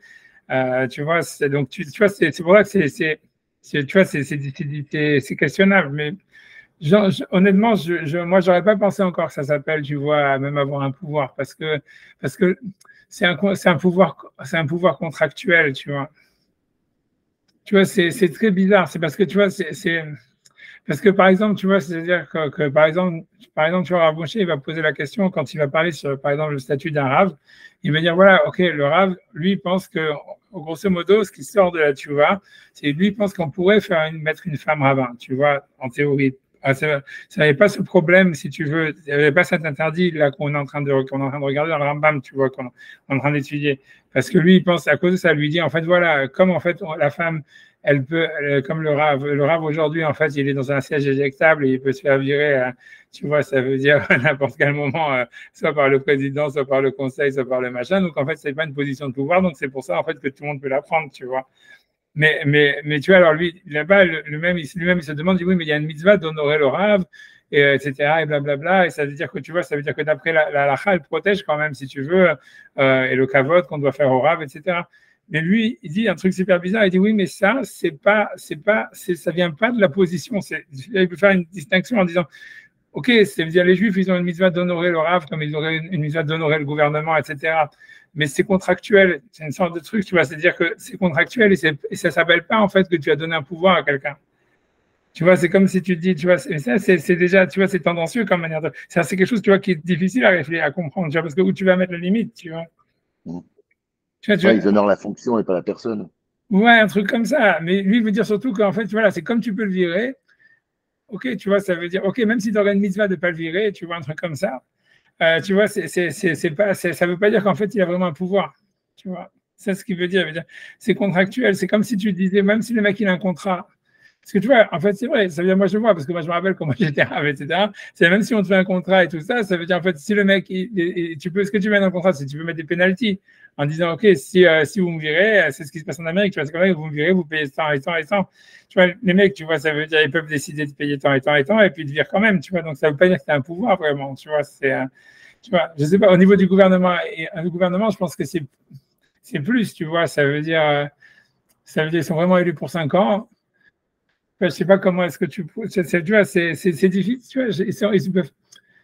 C'est pour ça que je me dis, je sais pas, je saurais pas comment dire, savoir aujourd'hui qu'est-ce que c'est. Tu veux dire quelque chose? Un Ouais, équilibre, à part les ouais. juges de la Cour suprême aux US, je vois pas qui est-ce qui a réellement un pouvoir jusqu'au bout, quoi. Ouais, Parce que tout le monde est ou élu ou temporaire, quoi. ouais. Mais je pense que temporaire, c'est possible Mais que. celui dont on ne pourrait pas remettre en cause le pouvoir, c'est à ce moment-là, c'est un tyran, c'est un moshel. C'est pas, Ouais, c'est-à-dire, mais il n'est pas. Tu ça, vois, il faut quand même. Bon, tu remets un pouvoir. Le problème, c'est la source du pouvoir. Qui est vraiment le. Au nom de quoi tu exerces le pouvoir véritablement? Tu ouais, vois? mais- À partir du moment où c'est plus légitime, où tu sors des limites, enfin, je sais pas, Non, c'est bizarre, c'est comme tu dis.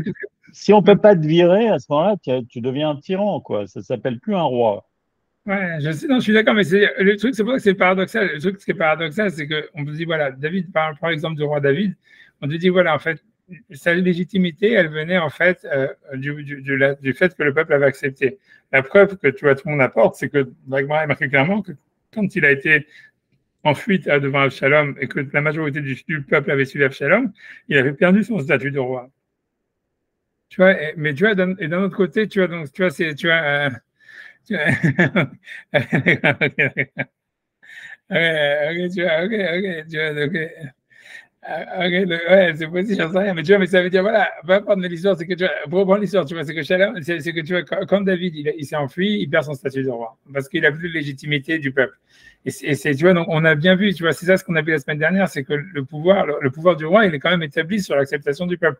Il est même, tu vois, amovible, c'est-à-dire que voilà, si jamais, en fait, le peuple t'accepte plus, même si tu as été oint par un prophète, même si tu as été élu par le Sanhédrin ou n'importe quoi, tu perds ton statut de roi.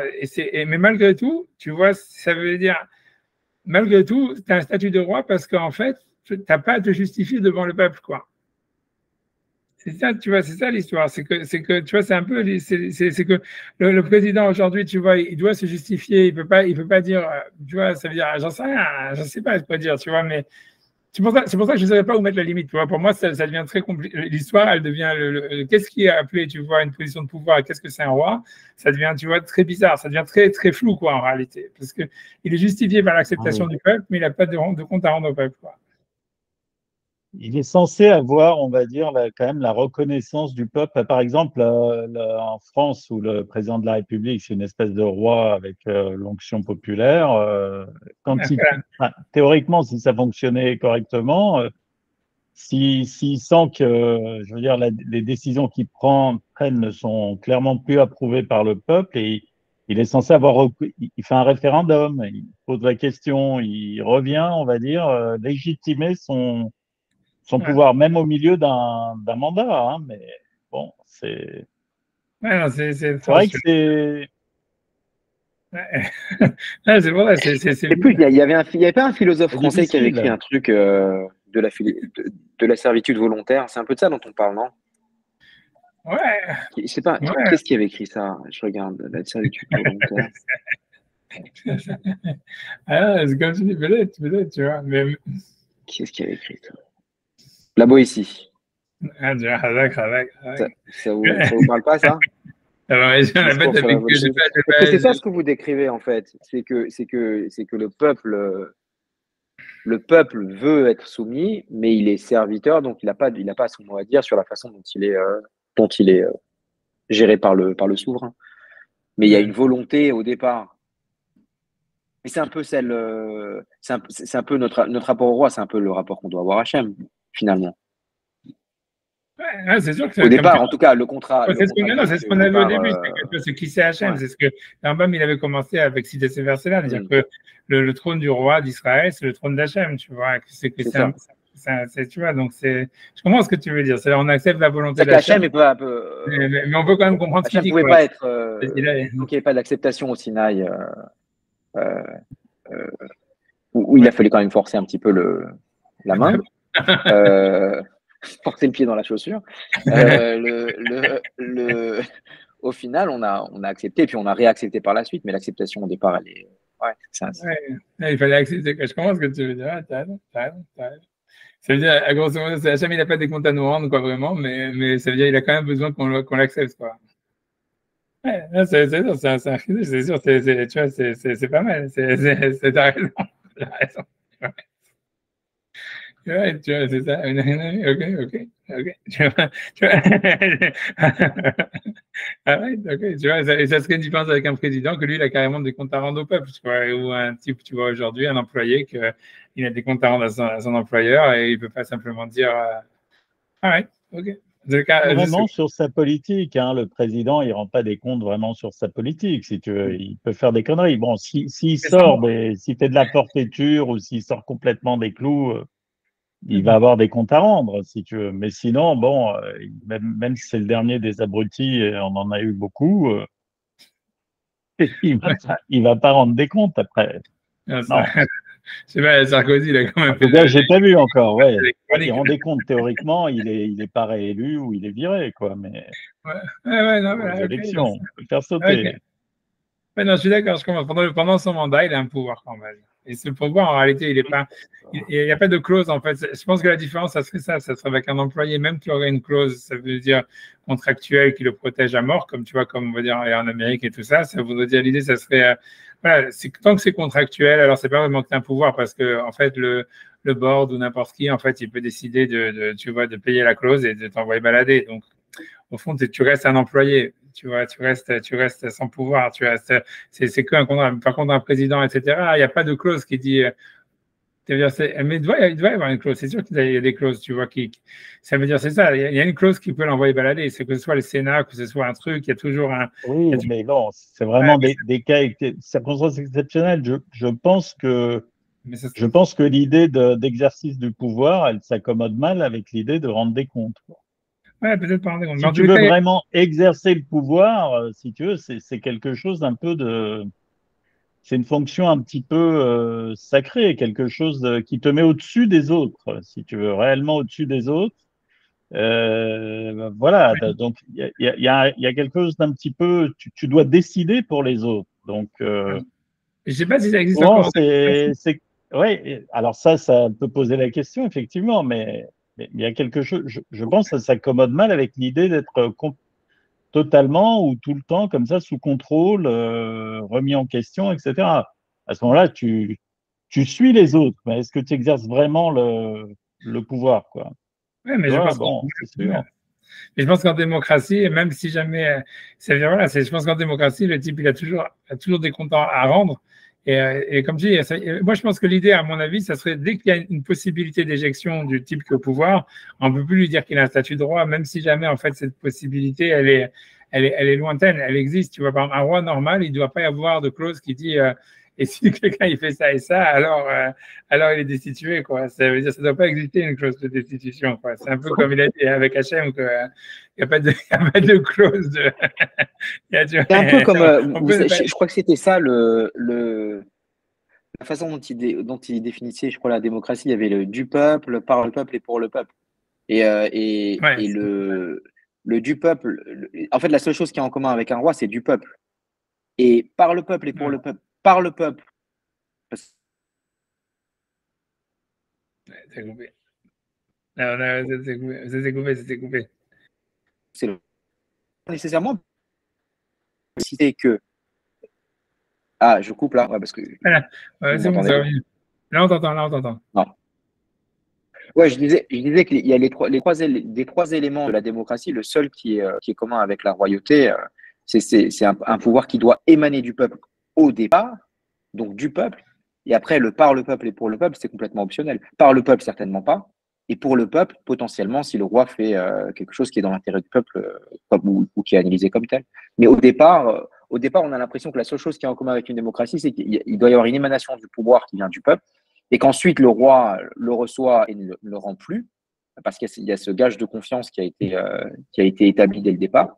Et tandis que dans la démocratie, c'est open bar pour changer au gré des vents et marées.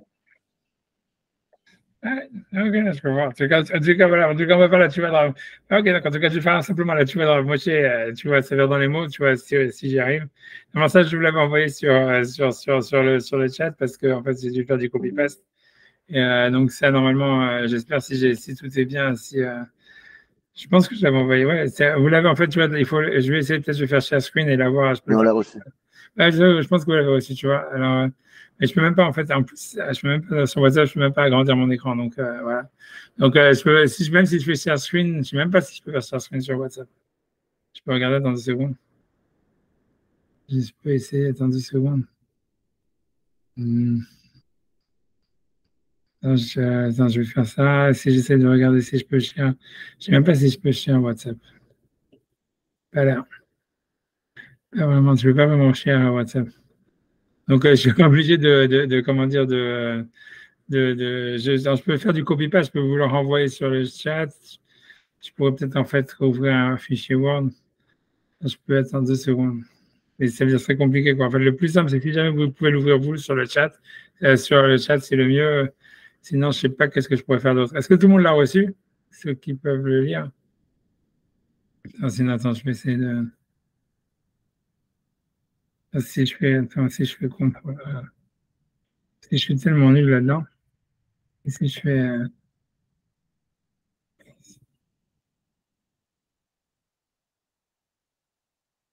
si je peux le renvoyer sur le chat, je peux l'envoyer en copie-paste ici, tu vois, je sais pas si ça va vous aider tellement.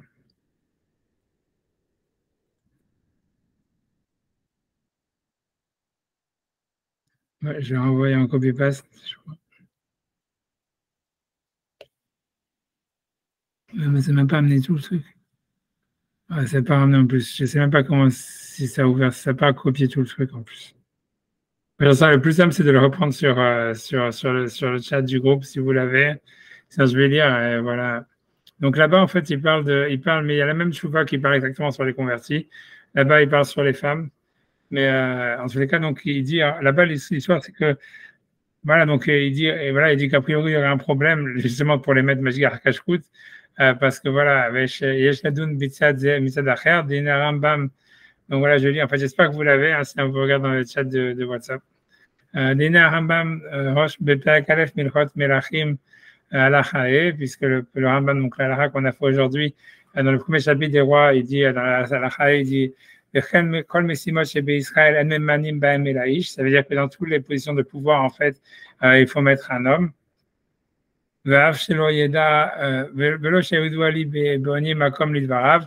Bon, bref, je saute tout ça parce qu'il dit c'est quoi la source, et il veut dire qu'il y aurait des avis qui discutent sur Maïmonide. Tu vois, j'ai pas envie de rentrer là-dedans, tu vois, mais l'idée c'est que tu vois, donc si vous pouvez en fait aller dans le dernier paragraphe, il y a un paragraphe qui commence à Valnire chez les matchs chez Biarti. Donc il dit que selon, ça veut dire l'idée, tu vois, ce qu'il veut dire, c'est dit selon ce que moi j'ai expliqué.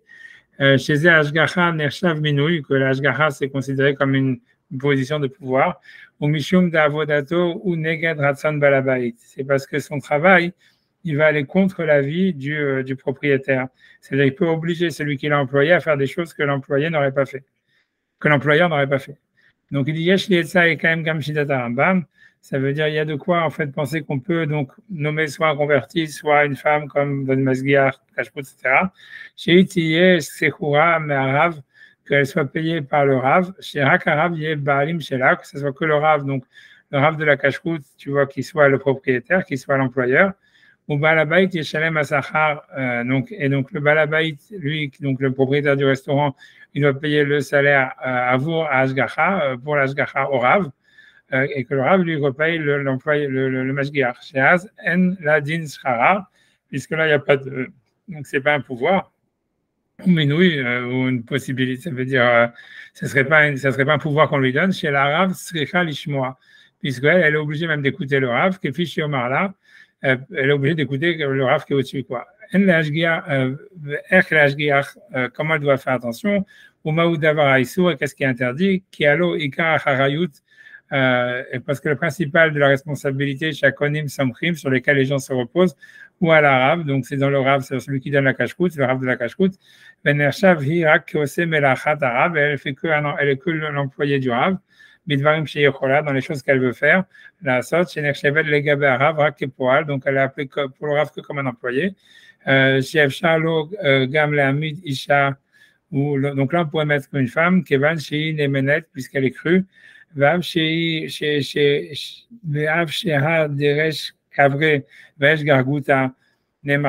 bien que donc, puisque la source là-bas, comme il a dit Maïmonide, c'est celui qui distribue l'eau, tu vois, et qui distribue les poissons, a priori, dans un village, Nemastam,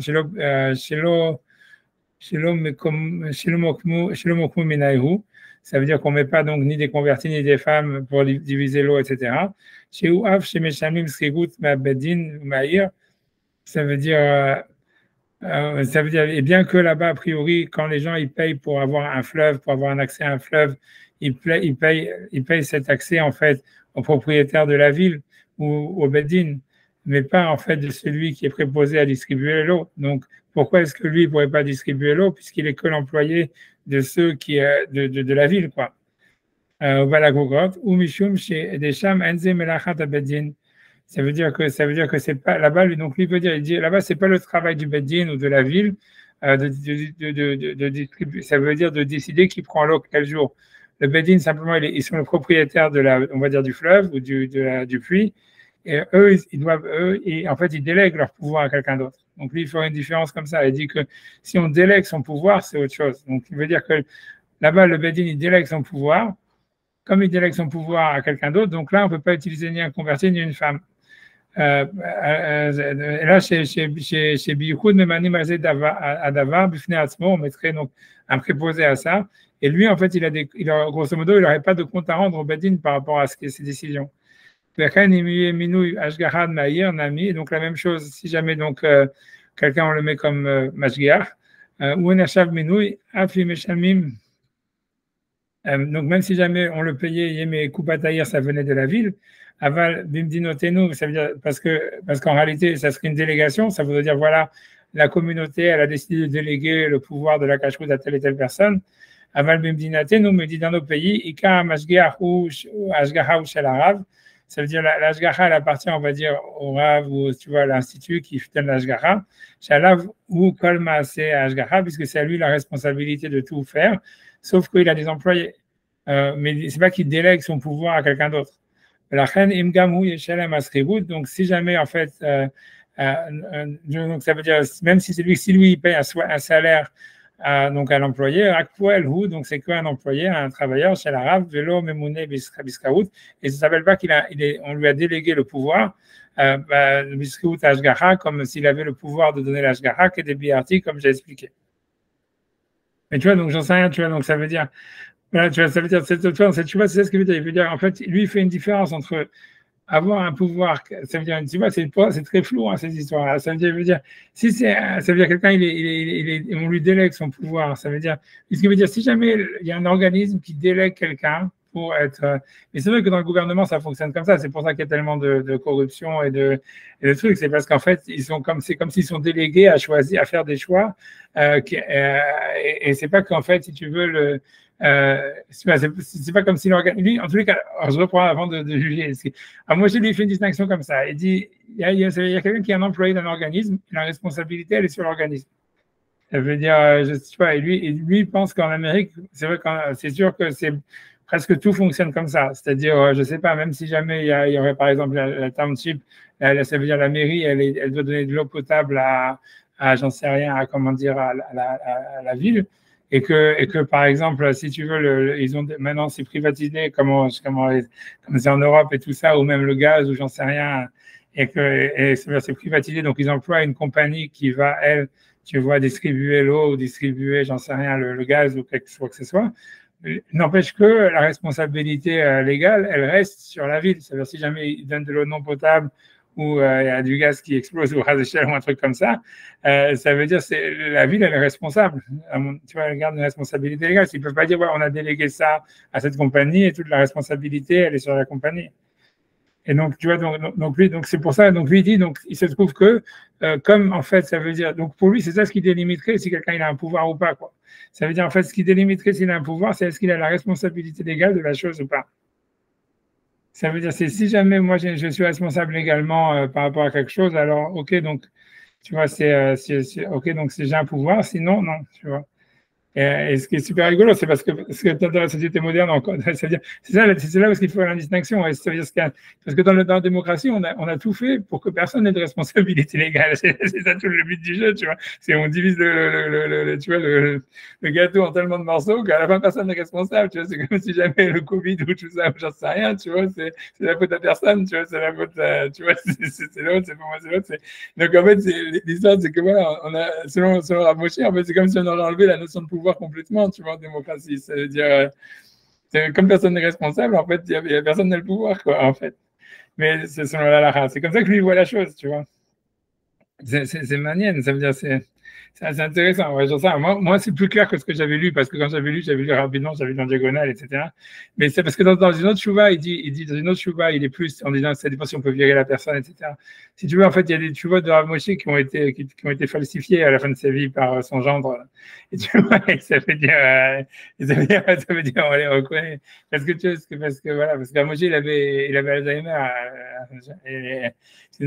donc il y a des tu vois, qui sont, où il y a beaucoup de, mais ça, c'est des premières, tu vois, mais dans une autre chouva où c'est plus, tu vois, on voit plus que ça a été remanié, où lui dit, ouais, ça dépend si on peut virer la personne ou pas, etc. Et je me dis, mais tu vois, où tu vas mettre la ligne, mais ça, c'est mieux, en fait. Ça veut dire, cette définition de dire qui est responsable également, tu vois, ça veut dire, je pense que ça définit mieux le pouvoir que de dire, est-ce que le mec, il peut se faire virer ou pas, tu vois. Comme tu dis, je ne sais pas s'il est. Ouais, donc là, ça serait. Ouais, je pense, tu vois, c'est sûr qu'on verra bien avec le Covid qui est responsable. Parce que comme on va y avoir plein de scandales avec les vaccins et tout ça, on va bien voir s'il y en a qui vont aller en taule ou pas, tu vois. Non, c'est sûr qu'on verra bien, on verra bien. Ça, on va peu importe le truc, tu vois, mais enfin bref, ok. Donc ça, c'est le premier. Je voulais simplement, tu vois, aborder simplement, bon, si tu vois, encore une fois, c'est un peu de l'impro, mais j'ai quand même commencé, tu vas faire ça veut dire parler d'un deuxième point, c'est-à-dire, pour moi, l'idée, ça veut dire, je suis en train de vraiment de faire un peu, tu vois, c'est de l'impro, mais parce que voilà, je vais reprendre, tu vois, cela, parce que cette Gemara là, grosso modo, toute cette source, cette halakha là, une des bases de la source de la Gemara, c'est sur l'histoire d'Agrippas, pour revenir sur l'histoire des Hashmonaïm et tout ça, etc.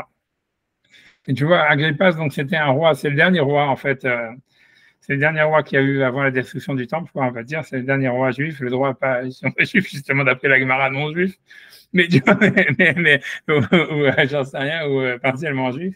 Et l'idée, c'est que tu vois, donc lui, en fait, voilà, donc la Gemara dit qu'en fait, les sages d'Israël, ils avaient accepté sa royauté et il avait, tu vois, on va dire, conforté dans son pouvoir, etc. Et que la Gemara, elle va dire, et c'est à cause de ça, en fait, que si tu veux, tous les Juifs, ça veut dire qu'il y a eu tous ces massacres par la suite, c'est parce qu'ils ont été hypocrites de lui dire que c'était un bon roi et qu'il était légalement, qu'il avait halakhiquement le droit d'être roi.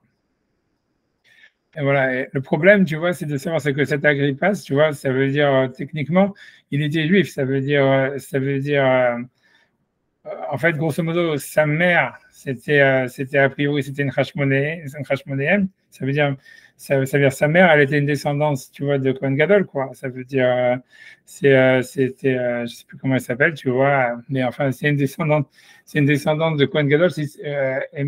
Et même, ça veut dire que même, c'est même pas ça, c'est même, c'est-à-dire, voilà, même sa grand-mère maternelle, c'était une descendante du Kohen Gadol, quoi. Ça veut dire, donc, en fait, le côté non-juif qu'il y avait en lui, c'était en fait que c'est du côté de son père qu'en fait, ça veut dire, voilà, c'est qu'il n'y avait pas de lignage paternel, tu vois, c'était un petit-fils de Hérode, donc en fait, son lignage paternel, il revenait à Hérode. Et Hérode, lui, a priori, tu vois, c'était on va dire, c'était un converti, ou même lui-même, c'était sûrement peut-être que le fils d'un converti, quoi. C'est-à-dire, parce qu'a priori, normalement, ça veut dire son père qui était antipater, quoi.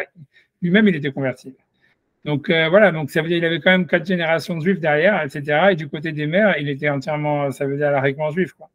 Et tu vois, mais ça, c'est un point, ok, on va voir, tu vois, comment la Gemara, tu vois, quel était le problème, tu vois, ça veut dire, a priori, la Gemara semble dire que même ça, c'est un problème, et ça, tu vois, on voit bien que, tu vois, alors que le Rambam me dit qu'il faut que sa mère, elle soit juive, donc, a priori, ça veut dire, lui, Agrippas, selon la définition de Maïmonide qui dit que sa mère, elle était juive, sa mère, elle était complètement juive, elle était Cohen, tu vois, et complètement meyouchas à mort, quoi, et donc, c'est un peu bizarre de savoir c'est quoi le problème exactement, en quoi c'était un problème. Et donc ça va être un des points, mais surtout le deuxième point, c'est que en réalité, la Gemara, il y a une autre Gemara dans Baba Batra, tu vois, qui semble dire qui renie, tu vois, ce fait qui est complètement historique et qui est a priori incontestable, parce que tu peux pas contester qu'une femme, elle tombe enceinte, tu vois.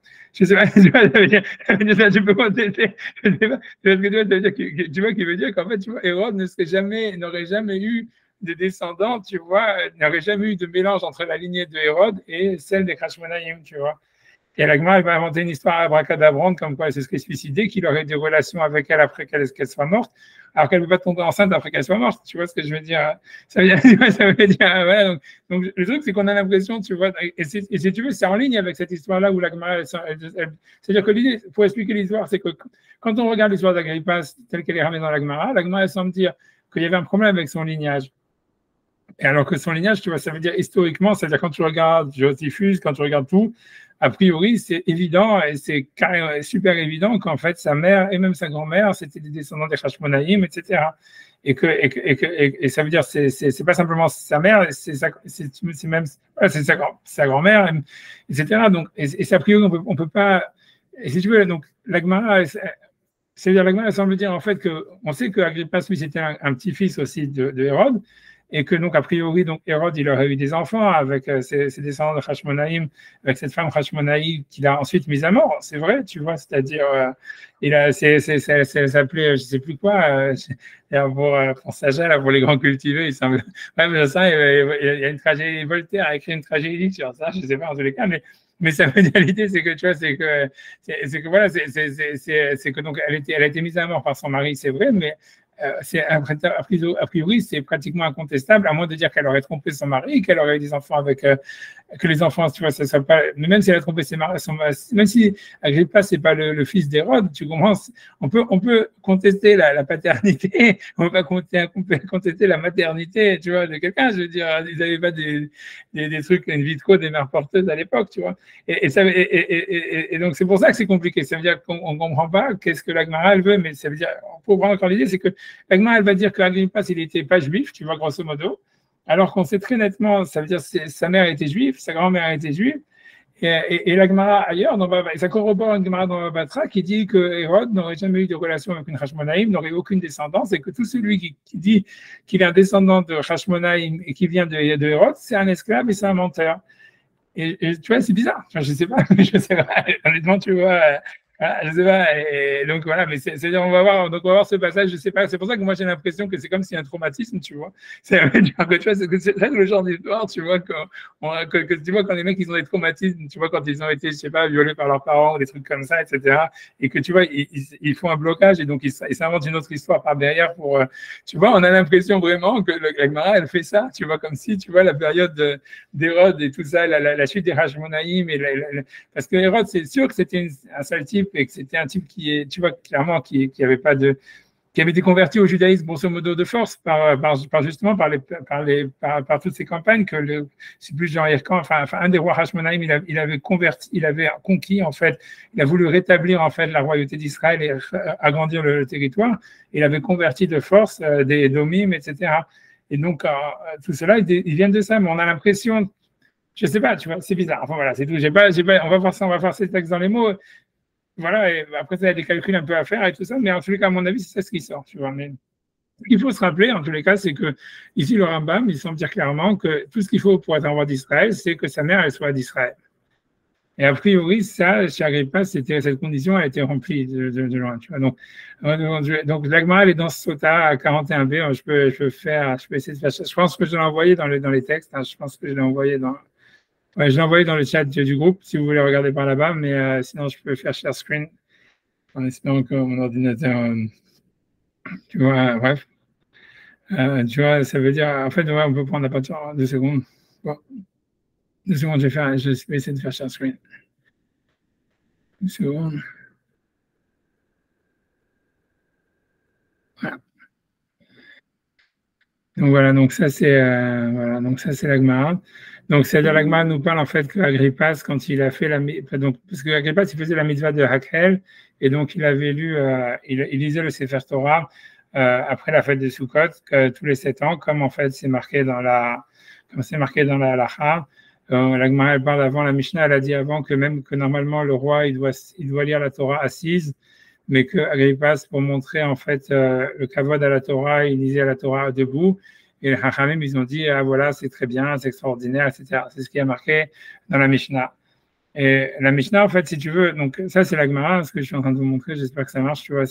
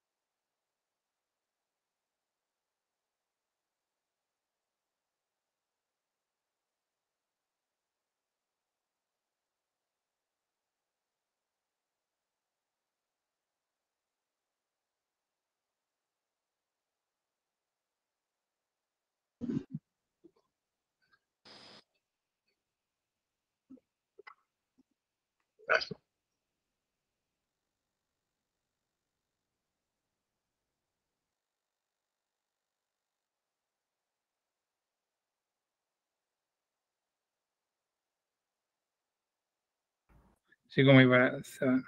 Désolé, hein, désolé. Je ne sais pas ce qui se passe, en fait, j'ai des problèmes. Je vais arriver, voilà, j'ai fait share screen. Voilà, en espérant que ça marche. Et voilà, je vois pas tellement. Voilà. En tout cas, donc l'Agmara elle dit que donc l'idée donc voilà donc il faisait la Mishnah donc je sais pas quand ça s'est arrêté en tous les cas la Mishnah dans Sota. Moi je vais un peu la Mishnah dans Sota elle dit simplement que voilà donc il y a la mitzvah de lire la Torah tous les 7 ans au Beth Amikdash et donc Agrippas il faisait cette mitzvah et normalement donc on nous dit que la Mishnah nous dit que normalement le roi il doit lire assis et que Agrippas en fait, donc voilà, on dit, je lis ici la Gemara, c'est 41b, elle dit, j'ai remonté un petit peu, voilà, c'est le paragraphe 3 dans Sepharia. Agrippas Amelech Amad Vekibel Vekara Omed. Agrippas, le roi, il avait reçu le Sefer Torah, il a lu debout. Omed, donc ok, bref, donc il m'a dit, Omed Michal de Yoshev, est-ce qu'il avait le droit de s'asseoir? Va Marmor Anyeshiva Bazara et la Malchet David Bilvad. Ça veut dire, c'est un point simplement que celui qui pouvait s'asseoir dans l'esplanade du temple, c'est qu'un descendant de David.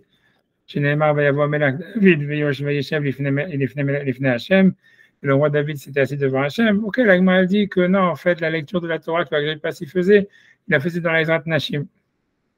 Ça veut dire, Kedamar Afrizda Bezrat Nashim, c'est comme Ezra aussi quand il a construit le temple et qu'il faisait la lecture de la Torah, il la faisait dans les Ezrat Nashim. Ça veut dire une explanade plus extérieure au temple, voilà, pour justement ne pas poser ce problème où normalement il n'y a que le roi, la famille de David qui pouvait en fait s'asseoir ou mettre son trône dans la cour intérieure du temple. Ok. Donc moi, nous dit en tous les cas, Veshivku, ça c'est la Mishnah qui dit Veshivku Chachamim, ça veut dire que les Chachamim ils ont loué du fait qu'il a lu la Torah debout et pas assis. Ok, la Gemara demande Michlal des Shapir Avad, est-ce que ça veut dire que il a bien fait? Amar Ravashi, donc Ravashi dit Afilou leman de Amar Nasi chez Machal Kevodo, même si on dit qu'un prince il peut être mochel sur son honneur, Kevodo Machul et son honneur il est pardonné, Melech chez Machal Kevodo en Kevodo Machul, ça veut dire un roi qui aurait pardonné son honneur il n'est pas pardonné. Chez Nehemar, puisque le verset dit Som Tassim Alecha Melech, tu mettras sur toi un roi. Chez Tehemato Alecha, il faut que tu aies peur de lui. La Gemara dit mitzvah shane, pour une mitzvah, il avait le droit en fait de se lever en l'honneur de la Torah, même si c'est un manque de respect pour la royauté, et que le fait qu'il a fait ce choix de donner plus d'honneur à la Torah qu'à lui-même, les sages ils ont vu ça comme quelque chose de positif. Mais ce qu'on retient de la question de la Gemara, ce qui est important, c'est qu'on voit que la Gemara elle dit que il y avait une mitzvah de Som Tassim Alecha Melech, ça veut dire qu'ils avaient sur eux la mitzvah de respecter le roi, et le roi ne pouvait même pas pardonner son honneur. Alors, c'est très difficile par la suite, si on va dire ensuite que Agrippas n'était pas halachiquement apte à être roi, tu vois. Mais en tous les cas, la Gemara, elle dit ça va être, elle dit en fait, voilà, il y avait la mitzvah de Som Tassim Alecha Melech, et donc normalement, tu vois, ils n'auraient pas dû, c'est-à-dire, ils auraient pas dû, ils auraient pas dû, comment dire, ils auraient pas dû, ils auraient pas dû le laisser rester debout pour la lecture de la Torah. En tous les cas, et la Gemara dit, ok, pour une mitzvah, il avait le droit de le faire. Et donc, il semblerait que voilà, il y avait une mitzvah, voilà. La Gemara, elle continue, donc c'est là où, et là, tu vois, tout ça, c'est pas ramené dans la Mishnah, ça, c'est la Gemara qui rajoute. En tout cas, on dit que la tête alecha. Donc, quand il a lu le verset, puisque dans la mitzvah de Hakhel, il y a la mitzvah de dire dans le Deutéronome, tu ne pourras pas mettre sur toi un homme étranger. Donc, le passage qu'on est en train d'étudier. Tana, donc Tana Mishemé de Rabbi Nathan. Donc la Mishnah elle dit simplement que les sages ils ont dit à Agrippas, tu es notre frère, tu vois. Ça veut dire, tu vois, ça veut dire si on reprend, je vais remonter scroll down pour arriver à la Mishnah parce que la Gemara c'est pas toute la Mishnah, mais si tu veux arriver à la Mishnah, j'espère que je vais y arriver, voilà.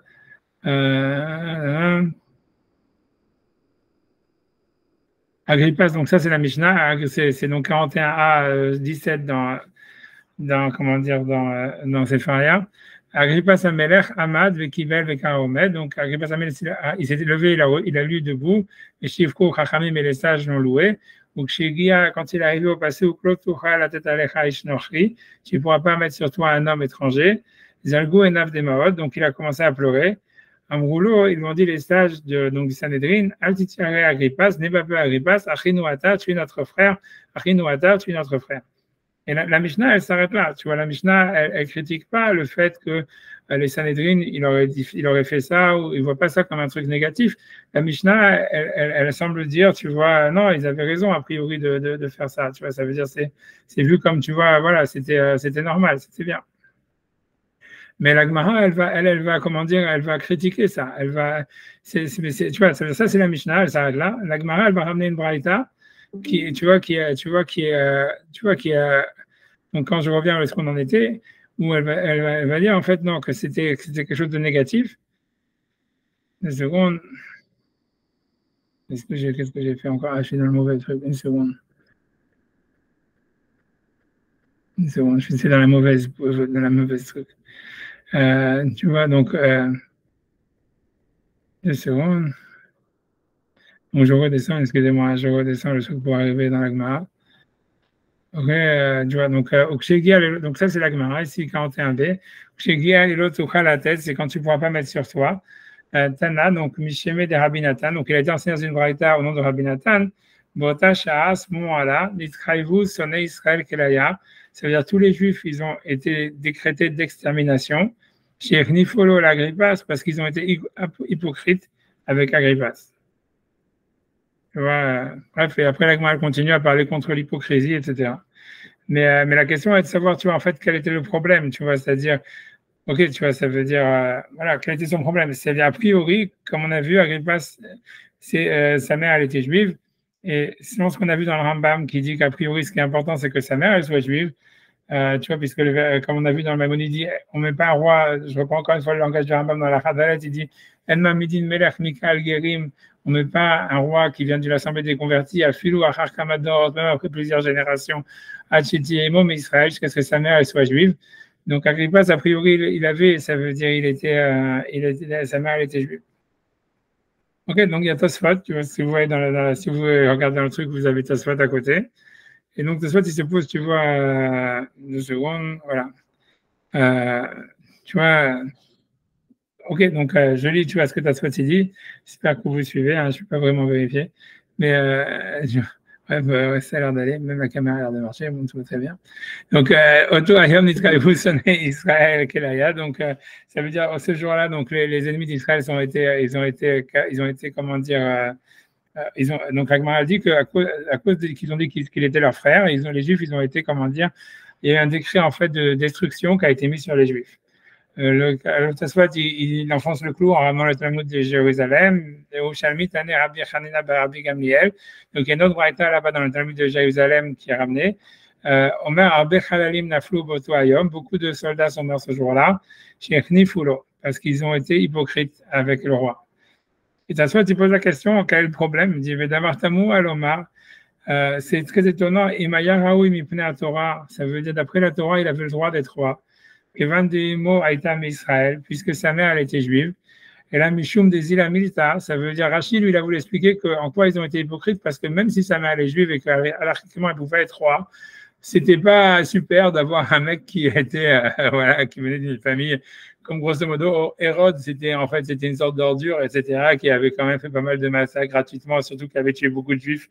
Et surtout, une grande partie de la famille des Hashmonaïm, c'est après avoir eu ses enfants avec cette meuf-là, j'ai oublié comment elle s'appelait, qui paraissait était très belle, j'ai oublié son nom. Bref, en tous les cas, il a tué donc la mère la grand-mère. C'est parce que Agrippa, c'est un petit-fils de Hérode, mais il a déjà tué la grand-mère.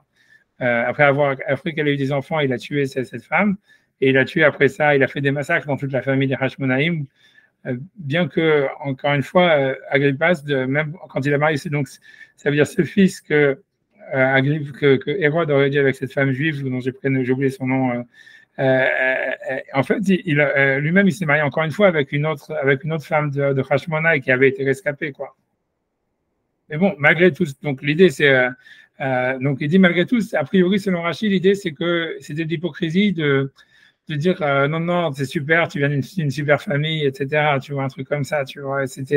Et ça veut dire qu'ils n'auraient pas dû, voilà. Mais Tosfot, si tu veux, il n'est pas tellement content avec cette explication de Rachid, de dire voilà, si halachiquement il était cachère il mettait de la bonne volonté pour faire plaisir aux Juifs, et même il était juif, et il faisait la mitzvah de Hakhel et tout comme, ça veut dire, il faisait tout comme c'est marqué dans les bouquins.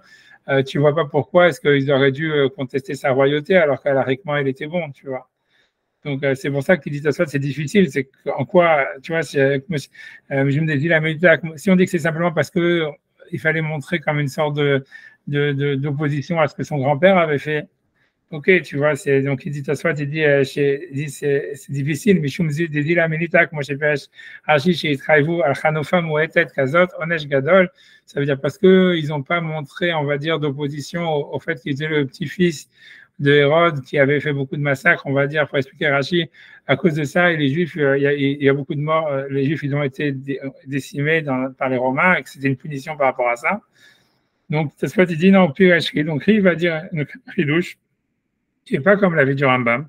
Et c'est pour ça, en fait, l'idée, c'est que, je vais dire parce qu'il est Tosfot, puis Rachri, donc, Rabbeinu Yitzhak, il dit, Afalgav d'Amar Bepek, Mitzvat Acholetz, Halitza ou Pek Acholetz, Gabé Rav Mari. Ça veut dire, d'abord, il va ramener plein de cas où on voit qu'il y avait beaucoup de convertis déjà à l'époque de la Gemara, mais qu'en fait, on voit que si la mère elle était juive, on considérait l'enfant comme pouvant avoir une position de pouvoir. Ça veut dire, on voit Rav Mari de Mina Rava pour céder Bavel. Ça veut dire Rava, il a utilisé Rav Mari pour être le préposé, on va dire, au jugement dans Bavel, on va dire comme ça.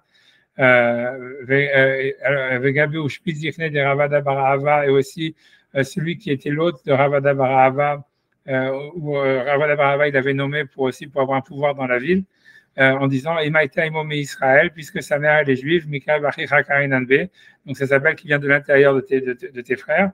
Donc il dit, donc lui il veut dire, donc il va dire, ok, donc a priori si la mère elle est juive, il n'y a pas de problème. Donc lui veut dire Aïnou Dafka, il va dire Gaben Siut Israout Ve'alma. Ça, c'est-à-dire, la mère est juive, ça suffirait pour donner, on va dire, un pouvoir dont on a parlé, mais qui n'est pas le fait d'être roi ou prince ou quoi que ce soit. Un dilinog, skarab et mata, qui deviennent, ça veut dire, tout ce qu'on permet, c'est, quand la mère elle est juive, c'est qu'il a un pouvoir dans la ville. Les Darshinan, comme on a vu la dracha, Som Tassim Alecha Melech, Mekaev Achicha, tu mettras sur toi un roi qui vient de l'intérieur de tes frères, mais les Samach, Messimot, les Mekaev Achicha, du fait que on a dit la position de pouvoir pour quelqu'un qui vient de l'intérieur de ton peuple. Donc on en déduit qu'en fait, il faut qu'il soit un peu, ça veut dire de tes frères, et que la mère soit juive, c'est suffisant. Aval Meler, mais le roi, Chazar Veshana Alav, le verset, il a répété plusieurs fois, de l'intérieur de tes frères, tu mettras un roi. Des Kapid, Krag Abemelech, la Torah, elle aurait elle aurait été makpid, elle aurait une position, elle aurait mis un, comment dire, voilà, elle aurait dit, elle aurait été makpid, ça veut dire que d'après beaucoup sur le roi, Mamash Mikaev, qu'il soit vraiment de l'intérieur du peuple, et Motza, mais Aviv et Imo, mais Israël, qu'ils viennent, tu vois, de son père et de sa mère qui soient juifs. Bezo Eta Hanoufa, et ça c'était en fait, comment dire, l'hypocrisie chez Malach Bizroa, puisqu'en fait, a priori, donc Hérode, ou Agrippas même, on peut dire, il avait pris le pouvoir par la force, chez l'Okedin Torah, contre le loi de la Torah, puisque son père, bien qu'étant converti, c'était quand même, tu vois, donc il descendait, il y avait, au niveau de la lignée paternelle, il y avait que ça remontait à Hérode et à Antipater qui étaient tous des convertis. Chez l'Okedin Torah, que c'était pas comme d'après la Torah, Vodulo, alors que eux, les sages, ils ont, comment dire, ils ont été d'accord avec lui, via Zico, et ils l'ont reconforté, Bekar. Donc voilà, Naïch et Lo Yufulimchot, même s'ils n'avaient pas la possibilité de l'enlever, puisque si tu veux, il était protégé par le gouvernement romain, Ayalahem Lishtok, ils auraient dû simplement se la fermer, Velo Larziko et pas l'encourager. Zéou Onesh Achanoufa, Vidvar Avera, parce que donc c'était une punition sur la faute qu'il avait fait chez Machanif Lahavero, c'est-à-dire qu'en fait, il fait ça veut dire, quelqu'un, il montre, ça veut dire de l'hypocrisie, Mechamat Irato, parce qu'il a peur de lui. Veno Choshesh Alirat Akadosh Baruch Hu, et c'est un manque de crainte, on monte un manque de crainte d'Hachem, les sages, ils auraient dû montrer plus de crainte d'Hachem et moins de crainte des hommes. Parce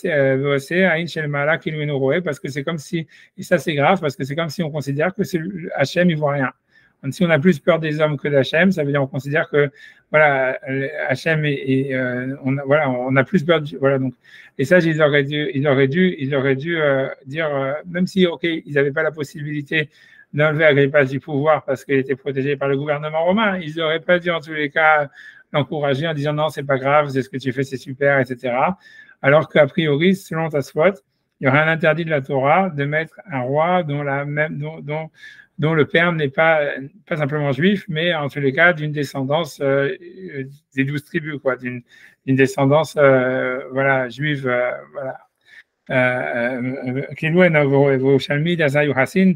Ok, tu vois, ok. Tu vois, bref, tu vois, ça veut dire la preuve qu'il ramène par la suite. Bon, je finis, si vous voulez. Il ramène les Yerushalmi, des Yerushalmi de Basar Yochassin, donc les Yerushalmi dans Kiddushin.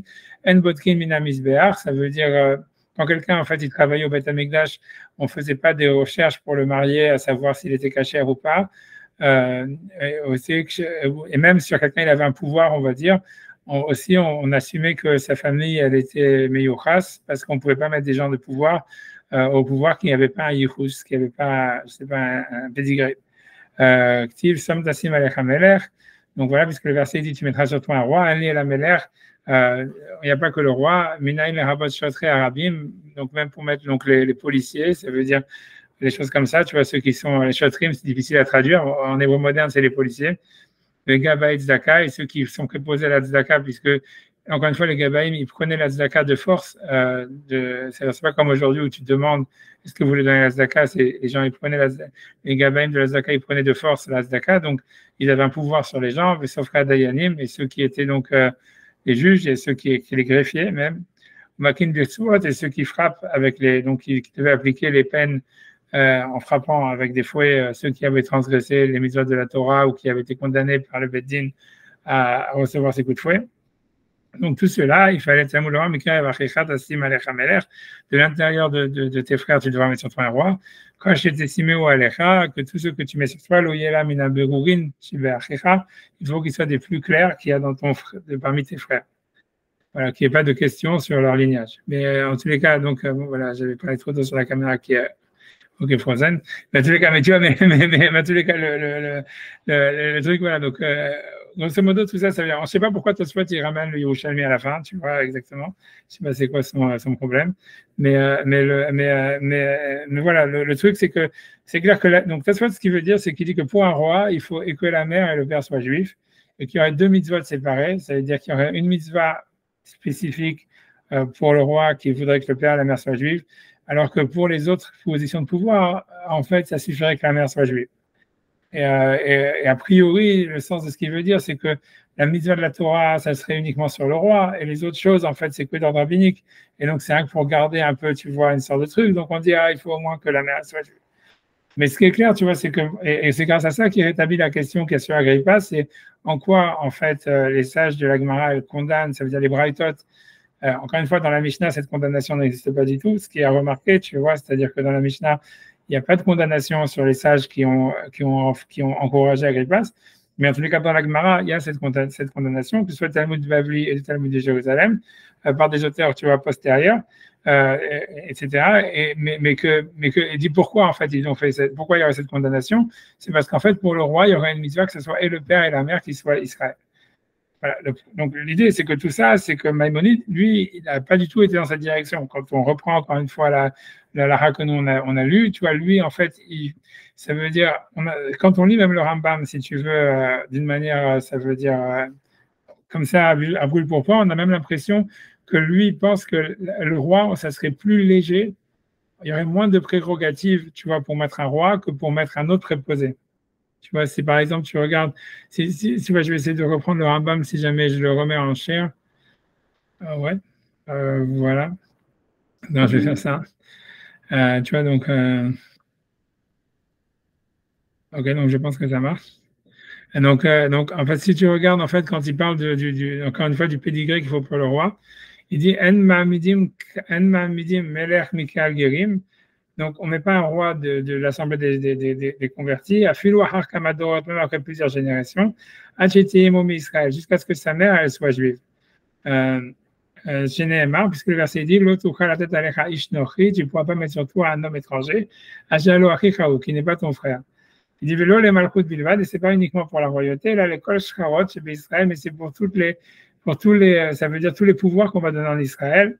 Lo sar sava, lo sar hamishim, le Sarah, donc pas un chef d'armée, ni un chef de 50, ni de 10, Afilou Memouné à la Matamaï, même celui qui doit diviser l'os, qui doit partager l'os, et Mechalek Meno les Sadot, ça veut dire, c'est-à-dire qu'il le partage avec, donc dans les champs, Venseach Lomar Dayan n'a plus forte raison ni un juge, ni assis, ni un prince, Shelo Ilam Israël, il faut qu'il soit uniquement Israël, chez Nehemar, de l'intérieur de tes frères, tu mettras sur toi un roi.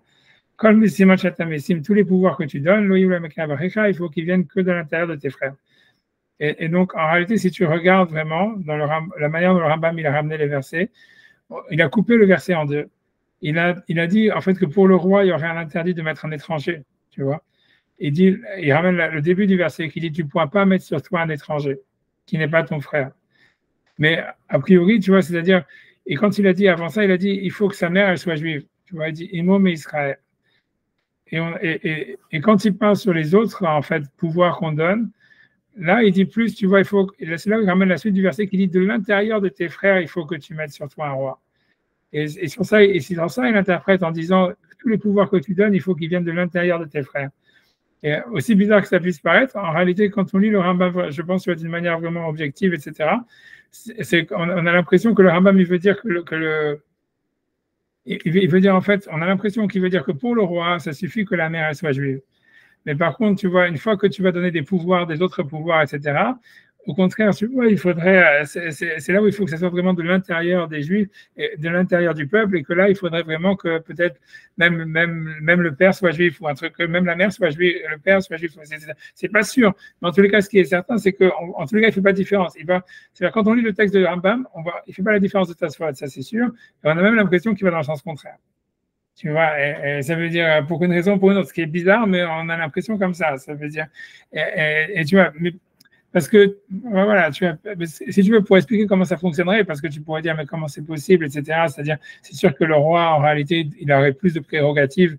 Et tu vois, normalement, le Rambam, il aurait dû dire, tu vois, il aurait dû dire, puisque, tu vois, au début, il dit, la mère, quand il parle du roi, il dit la mère d'Israël, que la mère, elle soit d'Israël. Et il dit aussi, il dit, tu ne pourras pas mettre un étranger.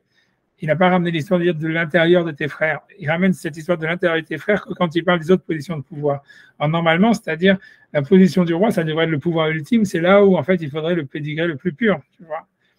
Et donc, c'est bizarre, tu vois. Mais a priori, tu vois, ce qu'il faut comprendre dans le Rambam, ce que plein de commentateurs ils disent, et ça, à mon avis, c'est vrai, c'est ce qu'il veut dire. Il veut dire, en fait, il y a deux choses. Ça veut dire, lui, ce qu'il voudrait dire, c'est comme ça. C'est qu'il y a, pour reprendre un peu avec ce qu'on a dit avant, c'est que la mitzvah, la première mitzvah qui veut dire de ne pas mettre sur toi un étranger et qui interdirait, tu vois, tout quiconque dont la mère n'est pas juive, ça serait une mitzvah, en fait, un interdit négatif de la Torah, où en fait, ça veut dire où les juifs, ils n'auraient pas la possibilité d'aller contre, si tu veux. Ça veut dire, tu ne peux pas choisir, ça veut dire quelqu'un dont la mère n'est pas juive en tant que roi. Et ça, c'est un interdit catégorique. Le deuxième interdit, la deuxième mitzvah, qui est de dire tu vas prendre quelqu'un en fait qui est de l'intérieur de tes frères, etc., etc.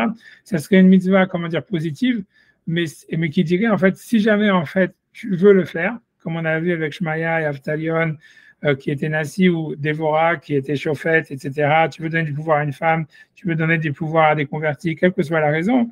En fait, ça veut dire tu pourrais le faire. Tu vois, ça veut dire.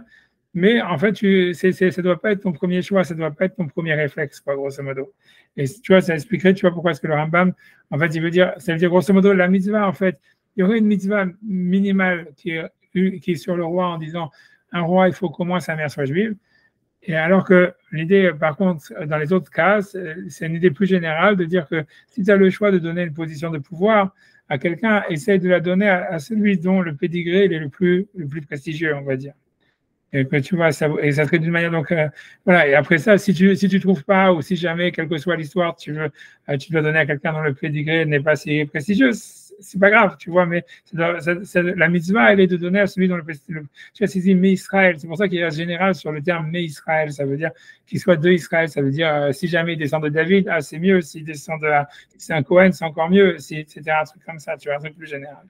Mais bon, en tous les cas, ce qui est certain, c'est que selon le Rambam, la question sur Agrippas, comment comprendre la Gemara ça veut dire pourquoi est-ce que la Gemara dit que les Juifs, ils ont été condamnés à des massacres parce qu'ils ont été hypocrites par rapport à Agrippas, alors que tu vois que c'est la question de s'asseoir depuis le début, si Agrippas, il était cachère, tu vois, pour la royauté, tu vois.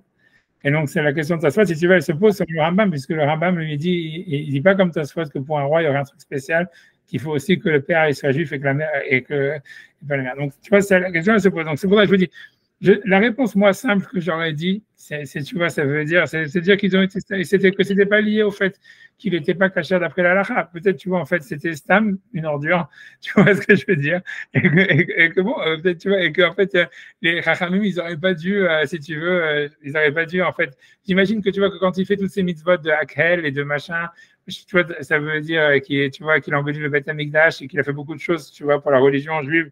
En réalité, Agrippas, il faisait ça, en fait, pour faire passer de l'autre côté des décrets, en fait, sûrement très mauvais, très corrompus, etc.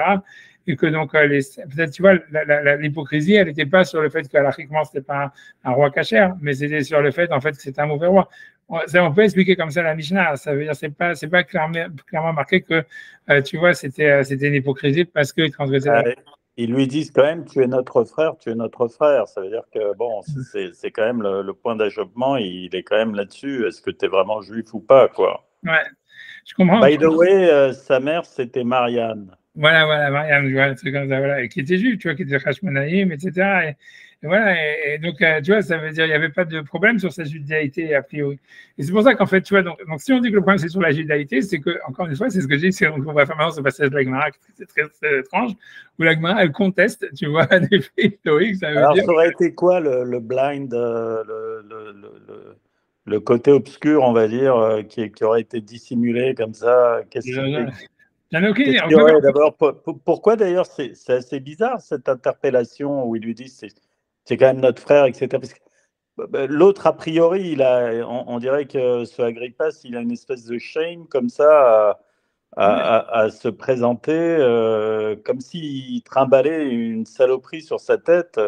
C'est-à-dire que son père était complètement tordu. Enfin, je veux dire, Hérode, lui, la fameuse Salomé, il l'avait embaumée. Voilà, c'est ça. Mais enfin, je veux dire, il continuait même. On a dit qu'il avait des rapports sexuels avec elle alors qu'elle était morte. C'est ce passage de la un truc horrible. C'est ce passage de la Donc, qu'on va faire. Ouais, à mon avis, il doit trimballer un sacré pédigré psychanalytique.